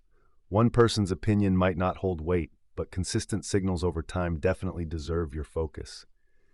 You can also design your environment to create natural feedback moments. Visual cues, habit trackers, progress journals, and regular check-ins can help you notice what's working or what's off. Keep reminders in your week to pause and review things. Don't wait until everything falls apart to reassess. Make feedback a normal part of your life. When you consistently embrace feedback and adjust, your system becomes self-sustaining. You won't need constant breakthroughs or major resets every few months. Instead, your system will evolve through small, smart changes. A tweak here, a shift there, and over time, those little adjustments lead to big progress. It's the quiet strength of continuous improvement, slowly building and never straying too far from what works. Course correction isn't a sign of weakness. It's a sign of wisdom. It shows you're paying attention and that you care enough about your vision to change your course when it's necessary. Systems that don't adapt eventually fade away. They become stiff, outdated, and useless. But those that take in feedback stay vibrant. They remain relevant, forming reliable structures that guide you through all the ups and downs of life. Next, we'll dive into the most personal system of all, the one that exists in your mind. You'll discover how your beliefs and self-talk quietly influence every decision you make and the outcomes you create. Even a well-structured system can fall apart if your inner narrative is off, and it's time to fix that too. Behind every action, every goal you chase, and every system you try to create lies a hidden force. This force either propels you forward or holds you back, your self-belief. Before you even form a habit or finish a task, there's a thought. That thought carries a message about who you think you are, what you think you can handle, and what kind of life you feel you deserve. This inner story works like an operating system, often running without you even knowing it. The thoughts playing on loop shape how you act, the choices you make, and what your future looks like. Without a supportive self-belief system that encourages growth, even the best external systems will struggle to take off. Self-belief isn't just about having confidence. It's about your identity. It's the deep-rooted feeling of who you are and what you expect from yourself. It shows in small ways: how you react to failure, how you talk to yourself when things go wrong, how much responsibility you take for your outcomes. People who have strong external systems but weak internal beliefs often undermine their own progress. They hesitate when they should act, give up when they need to push through, or settle for average even when greatness is within reach. The limit isn't their potential, it's their perspective. Many struggle to maintain change because they build new systems on an old identity. They try to adopt new behaviors without updating the beliefs that fuel those behaviors. They set goals but don't believe they're the type of person who can reach them. They say affirmations but then contradict themselves. Doubt often creeps in when things get tough, and over time, old habits come back, dragging you into what feels safe. No matter how advanced your plans are, if the story you tell yourself doesn't match up, that story will always win. To make real changes, you need to build a belief system that aligns with the life you want. This isn't about pretending to be someone else. It's about changing your inner dialogue to reflect your true potential, not just the past you've lived. This isn't about puffing up your ego, it's about getting in sync with yourself. When you see yourself as worthy of your dreams, your actions start to align, your decisions get clearer, and sticking to your plans becomes easier. You stop fighting against yourself and start nurturing trust within. Building this belief starts with being aware. Pay attention to how you speak to yourself during tough times like stress, failure, or doubt. What do you tell yourself when you miss a goal or fall behind? Many people slip into self-criticism, thinking it'll push them to do better. But shame isn't a long-term motivator. It just damages your sense of self, making success feel accidental and failure feel like proof you're not good enough. On the flip side, a strong belief system meets challenges with curiosity and accountability. It asks, what happened? What can I learn? It focuses on what needs to change going forward, without the blame game. Building belief isn't something you do just once. It's more like a daily practice. Just like brushing your teeth or keeping track of your habits, you need to keep reinforcing positive thoughts. You don't have to spend hours journaling or meditating. It can be as simple as choosing better words. Catch yourself when you're negative and flip those thoughts around. Instead of saying, "I always mess this up," say, "I'm learning to do this better." Change, "I can't keep up," to "I'm adjusting my pace for my priorities." These small changes, when done repeatedly, alter your inner voice, and as that voice changes, so does your behavior. Another key is gathering evidence. Confidence builds when you stick to your commitments. Each time you keep a promise to yourself, you support a new version of you. Following through on your plans reinforces the belief that you're capable, disciplined, and trustworthy. The more proof you gather, the more these beliefs feel natural. You don't need to convince yourself. Just show up and take action. Even small wins can prove to you that you're on the right path, and that proof builds your confidence. Watch out for comparisons, though. Nothing chips away at your self-belief faster than measuring yourself against others' highlight reels. When you seek outside approval, you start losing touch with your own standards. You might chase someone else's idea of success, even if it doesn't suit your values or where you are right now. Building self-belief means creating boundaries. Protect your mind from distractions that make you doubt your progress. Celebrate other people's successes without putting yourself down. Use their achievements as motivation, not a yardstick. The environment around you matters too. The people you spend time with can boost or diminish your self-belief. Hang out with skeptics and you'll start questioning your goals. Spend time with builders and dreamers and you'll start to see growth as normal. You don't need constant applause. What you really need is to be near people who challenge you, who encourage your journey, and who reflect the person you're becoming. Your belief system gets shaped by the company you keep. Choose wisely. And remember, belief doesn't mean you're certain about everything. You don't need a clear path laid out. You just have to trust that you'll find your way. This isn't arrogance, it's resilience. It's that quiet confidence that helps you keep going, even when things get tough. You'll adapt, adjust, and continue to build. More than any trick or strategy, this belief gives you staying power. Systems alone won't cut it. Belief is what fuels them when your motivation dips or success takes its sweet time to arrive. This foundation of self-belief is hidden yet critical. Everything else builds on it. If it's weak, cracks will show in your relationships, work, health, and creativity. But when your belief is strong, it creates a kind of emotional weight. You carry yourself differently. You tackle challenges calmly, stick with your goals longer, and bounce back quicker. That's the strength of belief. It doesn't just change what you do, it transforms how you experience everything you do. Delegation is about freeing up your time, boosting your capacity, and helping your vision expand beyond what you can handle alone. True freedom doesn't come from doing everything yourself. It comes from setting up systems that others can help manage. Many see delegation as a fallback, a last-minute fix when things get too hectic. They treat it like a pressure release, only calling on help when everything is falling apart. This narrow view stifles growth. Real delegation isn't just about passing off tasks or opting for an easy way out. It's a strategic approach, a smart design choice. When done right, delegation doesn't mean ditching work.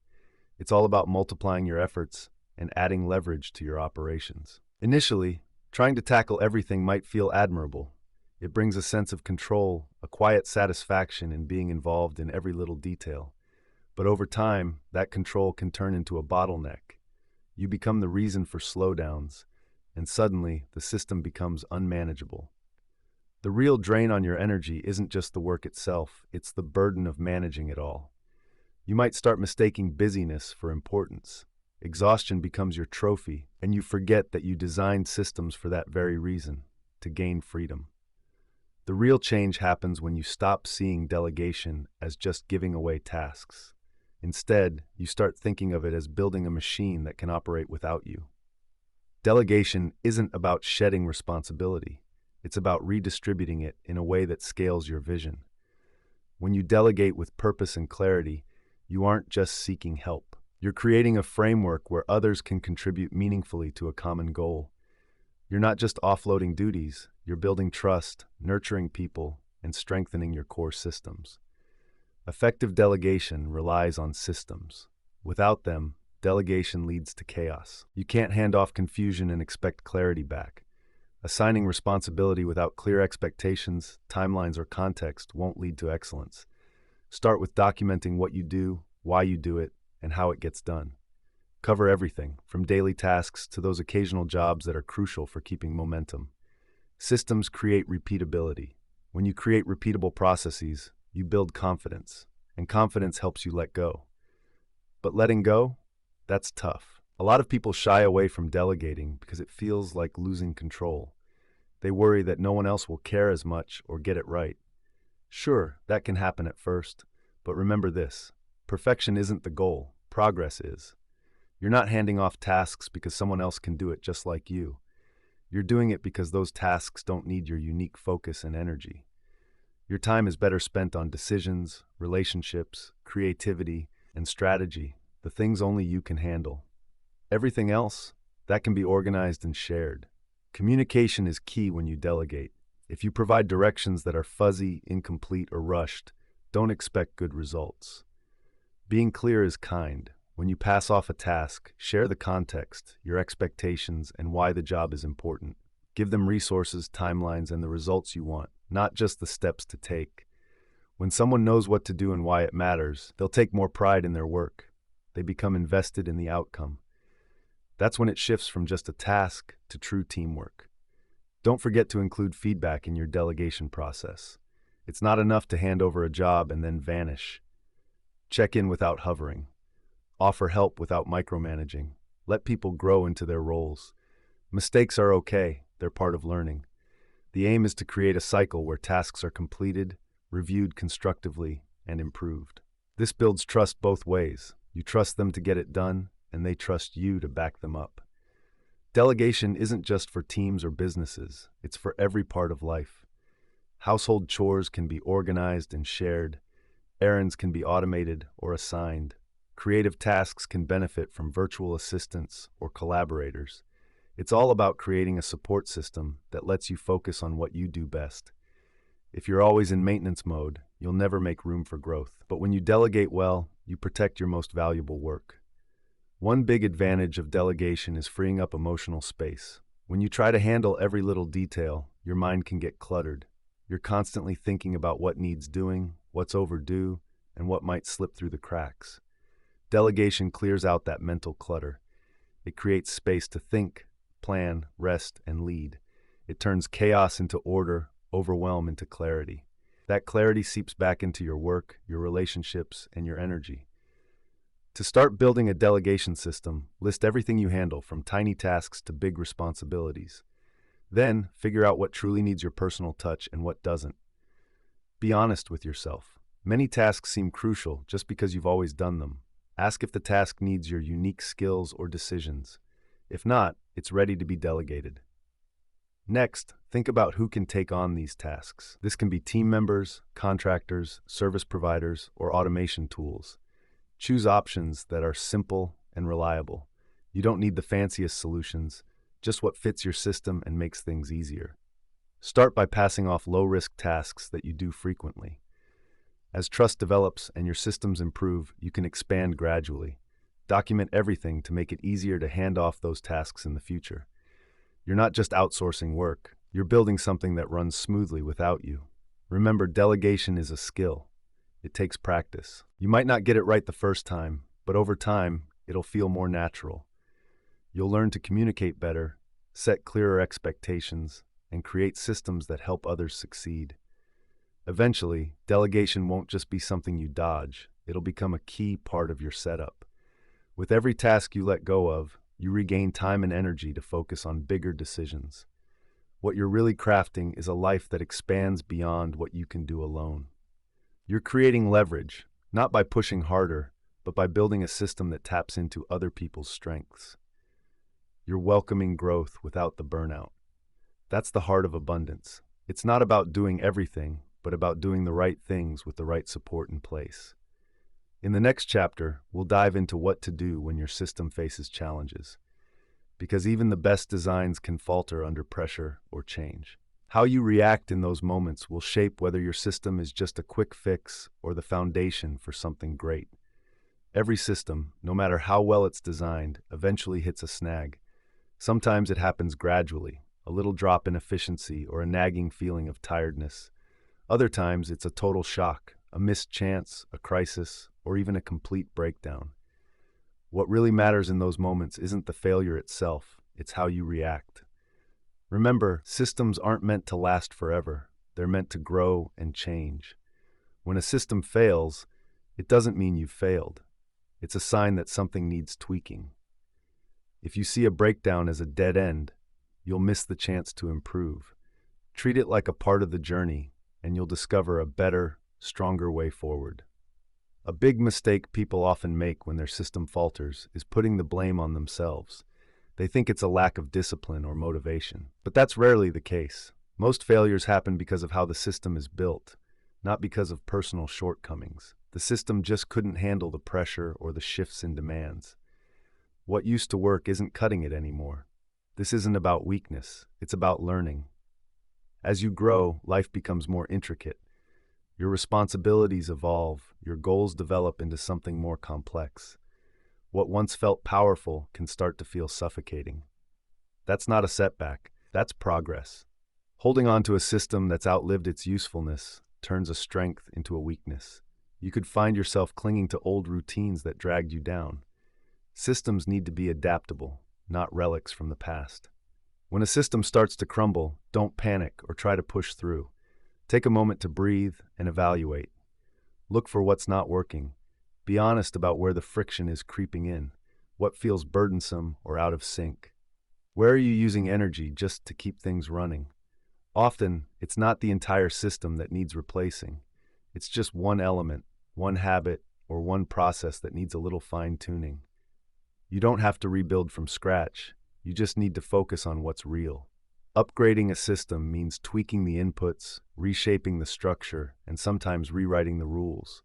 Perhaps that time block that used to keep you focused no longer fits with your current energy levels, or maybe delegation needs a rethink. Sometimes your structure might need a little tightening. Maybe your calendar isn't lined up with what you truly value anymore. Or perhaps that morning routine that used to clear your mind now feels like a chore. Remember, systems aren't sacred. They're meant to help, not hold you back. When they stop working for you, it's time for an update. During tough times, ask yourself, what is this trying to teach me? Systems don't just fail for no reason. They buckle under the weight of change, and that change is often trying to show you something important, like what you've outgrown or what you've been dodging. It could be time to let go of control, ask for help, or realize that some old productivity habits aren't serving your well-being anymore. When you pay attention to what your system is trying to show you, things can get clearer. It's also key to separate your emotional reactions from the analysis of the structure. It's okay to feel frustrated or confused, but those feelings aren't the best guides for redesigning. Use them as alerts, not plans. Take a step back and look at the system from a distance. If someone else were in charge of this system, what advice would you give them? What's complicated? What could be automated, delegated, or tossed out completely? Often, the best upgrades don't come from doing more. They come from simplifying and clarifying. People who create strong systems aren't those who avoid failure. They anticipate it. They build with flexibility, allowing space for evaluation and change. They know that structure doesn't mean being rigid. Their systems grow and adapt, much like living organisms. That adaptability is the real strength. It's what sets a quick win apart from a lasting system. When you plan to learn from failures, they become part of your strategy. Breakdowns can also test who you are. They show how dedicated you are to the journey. If you give up the second something goes wrong, you're just looking for ease, not building something enduring. But if you dive deep, ask better questions, and commit to improving, you create energy, even when things get tough. You show yourself that growth isn't about being perfect, it's about sticking with it and designing wisely. And remember, during those breakdowns, don't go it alone. Systems often fail quietly until they don't. Talk to someone, share what's happening, and let others point out what you might be missing. Sometimes, Another person can see things in your system that you can't.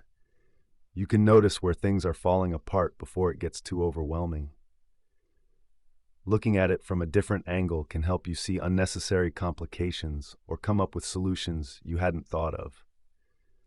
You don't have to do this alone. Often, the best systems come from working together, trying things out and sharing insights. Upgrades aren't just repairs, they're chances to weave in everything you've learned. When you rebuild, bring your newfound understanding with you. Maybe you've figured out your energy patterns better. Perhaps you've picked up new skills, set boundaries, or learned to let go of perfectionism. Now's the time to create something that truly reflects who you are right now, not the person you were when you first built this. Just because something served you well for a while doesn't mean it should last forever.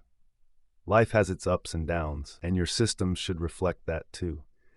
You'll need to adjust as your goals change, your priorities shift, and your vision grows. That's not failure, that's part of the journey.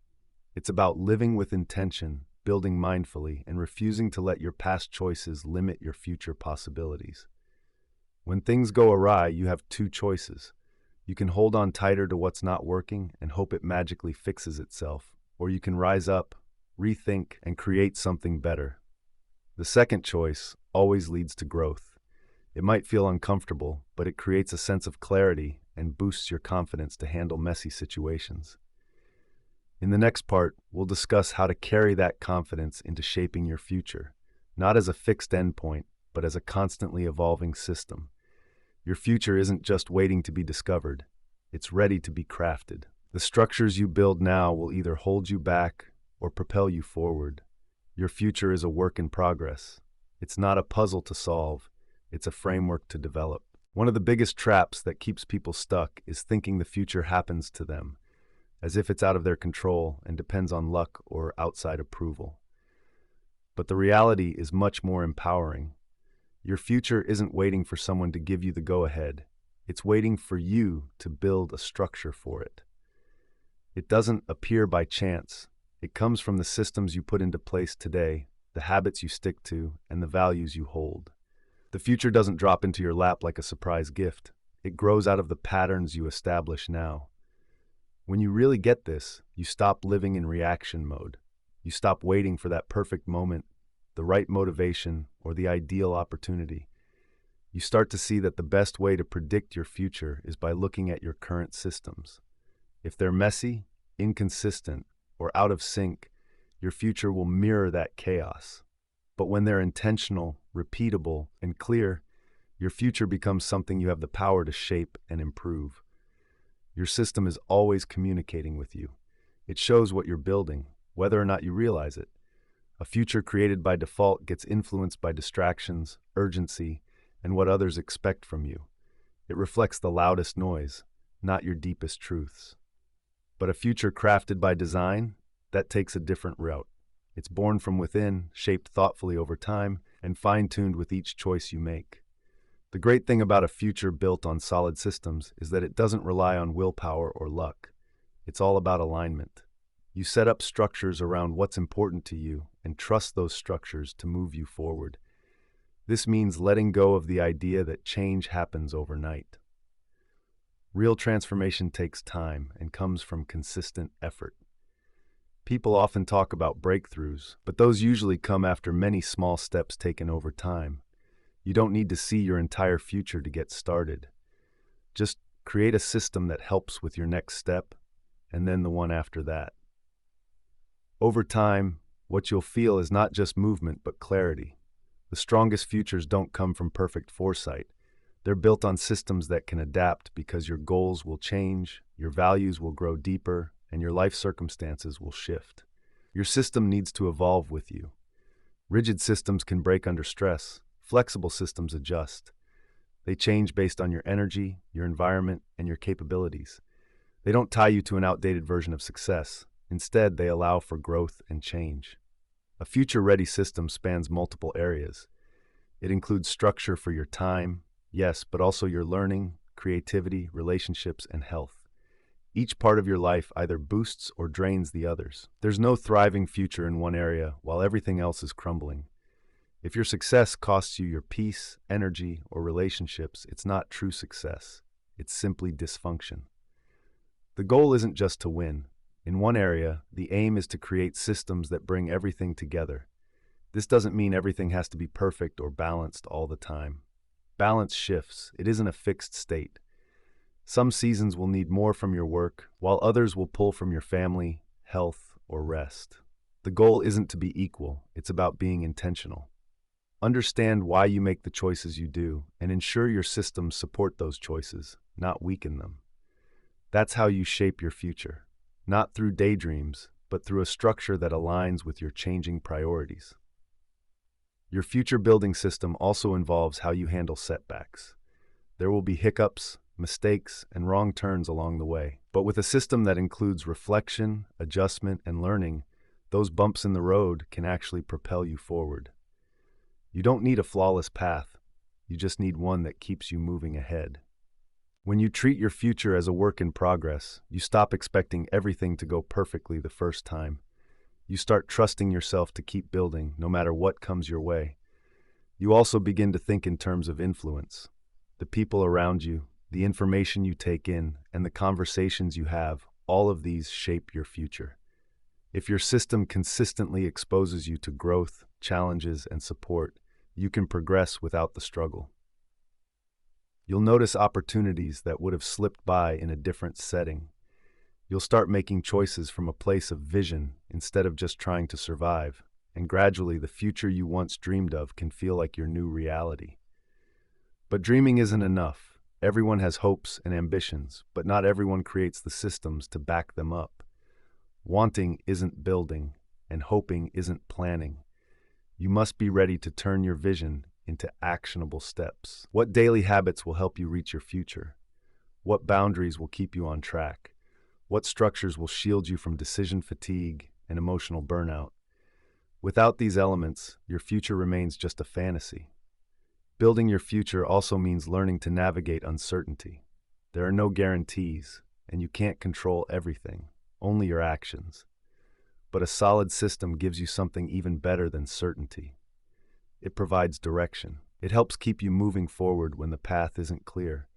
It encourages you to keep showing up even when you haven't seen the rewards yet. It gives you a reason to stay grounded. The key difference lies in the meaning of the work. Chasing leads to burnout, while building lasts. Over time, your system becomes self-sustaining. You stop doubting whether you're doing enough or if you're falling behind. You start to trust the process. It's real. You see it, you experience it. The future isn't separate from now, it's woven into it. Every choice you make shapes the life you're crafting. Each layer you add strengthens your foundation. Every system you fine-tune becomes a pathway to what's next. This is what abundance is all about. It's not a lucky break, it's a structure you build. You turn your values into actions, your actions into results, and your results into a future that aligns with what matters most. It's not about finding something. It's about creating it, one piece at a time. Next, we'll dive into what it means to fully trust this system, not just in creating it, but in letting it do its work. The ultimate stage of mastery isn't about holding on tight. It's knowing when to step back and let the system deliver on its purpose. The true test of a system is whether it can run on its own. Many people build with a tight grip, watching every detail, terrified that if they look away, it'll all fall apart. But the goal isn't control, it's freedom.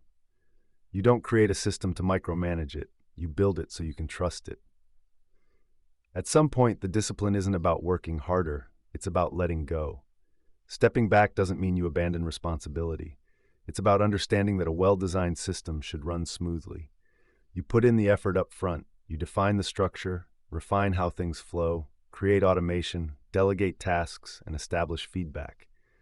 Then you test, revise, and adjust. Once everything is in place, let the system do what it's meant to do. Maintain momentum, deliver results, and keep you on track while you focus on bigger picture thinking. Many get caught between building and controlling.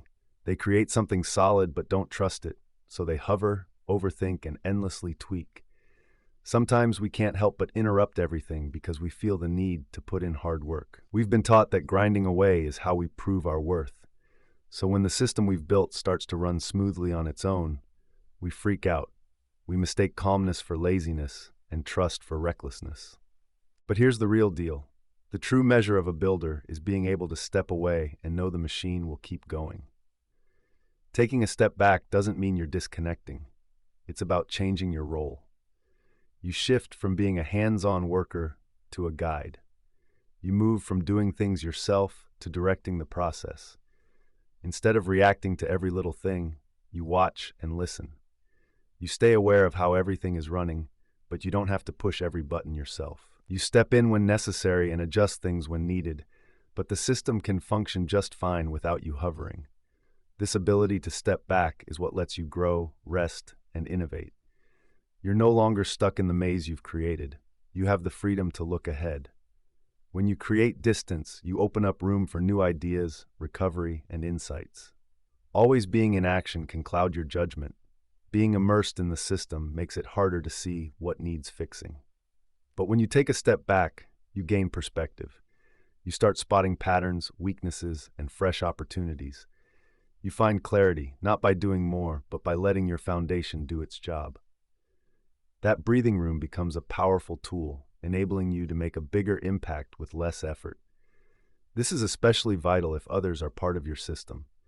Trust spreads like wildfire. If you cling tightly to control, you send a message to your team or family. You don't believe the system can succeed without you. That message breeds anxiety and dependence. But when you give your team room to breathe and trust in what everyone has built together, you foster independence. You show that it's about the mission, not just your role. When people feel this, they take ownership and contribute more, becoming part of something long-lasting. Of course, stepping back means having self-awareness. You need to know when your involvement helps and when it holds things back.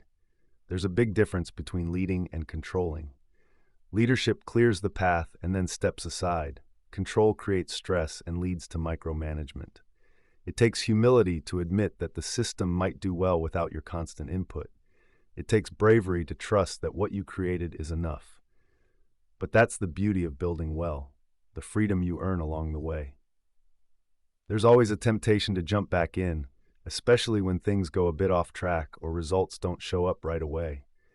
But real strength lies in holding back. Every system will hit some bumps along the way, and not every little issue needs your immediate response. Let the system handle those bumps.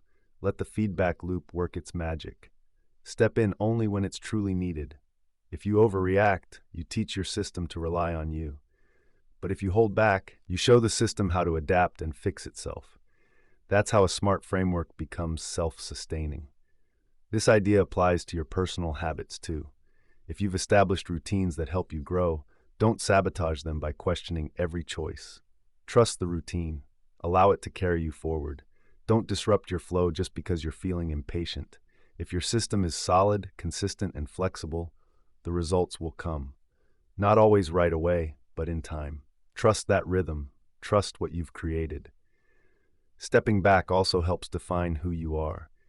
It shows you've transformed from someone chasing progress to someone who actively creates it. Your worth isn't in how busy you are, but in how well you design your life. You shift from being a firefighter putting out fires to being an architect of your own system. That's a powerful change. Real strength comes from being stable, not just being strong. But stepping back doesn't mean you're completely walking away. Systems need regular checkups. They grow with you. Just make sure those check-ins come from a place of intent, not insecurity. Schedule times to review, refine, and adjust, weekly, monthly, or quarterly. These moments breathe life into your system without dragging you back into day-to-day chaos. You're not leaving, you're leading from a higher vantage point. This part is all about surrender, but not the kind that's passive. It's strategic. It's knowing when your work is done and when more effort will just get in the way. It's honoring your system by giving it space to function and honoring yourself by enjoying the freedom your structure was meant to provide. You didn't build this system to feel trapped in it. You created it so you could step outside and still trust it to work as you intended. That's where true peace lies, right in the balance between effort and trust, in the space between doing and being. Embrace the calm confidence of a builder who doesn't need to prove anything anymore. Their creation speaks for itself. We'll explore what it means to live like an infinite builder, someone who never stops growing. They see systems not as limitations, but as platforms for growth. This journey isn't about reaching a final destination. It's about continuously creating, fueled by clarity, alignment, and supportive systems that last a lifetime. The aim isn't just to construct a system. It's about transforming into a person who builds them. Systems don't just serve you, they shape who you are. Designing structures, aligning habits, managing energy, and living clearly changes how you think, work, and engage with the world. The system isn't the end, it's the starting point. Once you learn to build it, you're no longer a bystander waiting for life to unfold. You become a system builder, someone who creates the environment for success instead of chasing after it. Living like a system builder means viewing life with a focus on structure and sustainability. You stop searching for quick fixes. You stop reacting to every shift in mood or situation. Instead, you start asking better questions. What system led to this result? What's missing? What needs a little more support? This shift in mindset transforms everything. How you set goals, how you deal with setbacks. You realize every consistent outcome comes from a repeatable process. If you want different results, you don't just force changes, you develop a new system. This approach to life takes away the pressure of constant hustle. You won't burn yourself out trying to make big changes anymore. You become someone who believes in steady, gradual growth because you've witnessed its power. You see the benefits of well-maintained habits, intentional time use, and boundaries that protect your energy, all grounded in clear decision-making. You stop being dazzled by sudden successes and commit instead to the daily practice of building a well-rounded life. You build step by step, grow with purpose, and reflect to evolve. It also means reclaiming your power. You won't wait for someone else to save you or recognize your worth. System builders know their future is in their hands. No one is coming to rescue you. They don't rely on chance. They have the right tools, a clear vision, and a solid plan. They know that when effort aligns with the right process, results follow. When things go wrong, they take a moment to pause, assess, adjust, and move forward. Their strength isn't about luck or timing. It's in their skill to build, refine, and rebuild. Living as a system builder shifts your view of time. You stop rushing through life. You realize that urgency can lead to mistakes, and that impatience can undo the progress consistency would have made. You become more engaged in your work, no longer craving instant approval. You trust your own rhythm. You show up, execute your plans, and let time play its role. Ironically, this mindset often brings faster results. Not because you're pushing harder, but because you're reducing friction and taking fewer detours. You'll find yourself creating systems in more areas of your life. Initially, you might focus on productivity, health, or finances.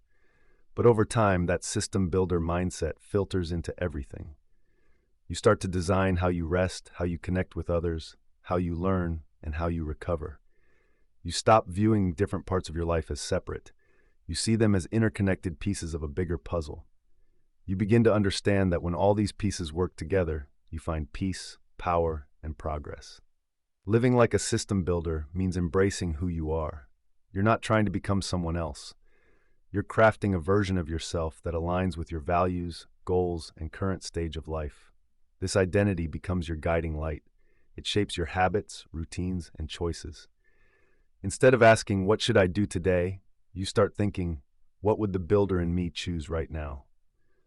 That simple shift transforms how you approach action. You move beyond pressure and instead act from principles. This lifestyle doesn't mean you ignore your emotions, but it provides something more solid than just mood. It gives you rhythm, an anchor in times of low motivation. When doubt arises, your framework reminds you of who you are. If everything crumbles, you're not starting over, you're adjusting your sturdy foundation. You come to realize that mastery isn't about never struggling. It's about continuing to build through those struggles without losing sight of your vision. System builders don't seek perfection. They pursue clarity and alignment. They understand that there's no such thing as a perfect system, only systems that evolve, and they embrace that change. They're not afraid to ask new questions, try different tools, or let go of what's holding them back. They never hesitate to tweak their process because they're not committed to just methods. They're committed to getting results that matter. This loyalty to outcomes means they stay flexible with their approach. They don't need to be the smartest or the most talented. What really matters is consistency. That's the quiet superpower of those who build systems. They know talent alone isn't enough. Instead, they focus on making solid decisions that they can repeat. Their creativity thrives because they protect their time and energy. Their health gets better because their routines are sustainable. Their finances improve because their actions are purposeful. Their relationships deepen since they make time to be present. All of this comes from making systemized choices. The life of a system builder isn't flashy. It doesn't depend on constant hustle or applause. It's solid and grounded. It feels freeing because it doesn't rely on others' validation or chaotic efforts. It's rooted in the quiet discipline of design. From the outside, a builder's life might not seem dramatic, but over time, it leads to something extraordinary. It's rare to see someone living authentically, someone who not only sets goals but creates environments where those goals can't help but be achieved. And importantly, a system builder never stops improving. There's always another layer to explore, another revision to make, another vision for the future. This is a practice for life, not just a quick fix. You don't build one system and then take a break. You keep asking, what's next? You build not because you're lacking, but because you're dedicated. You're committed to crafting a life that aligns with your values, showcases your growth, and unlocks your potential.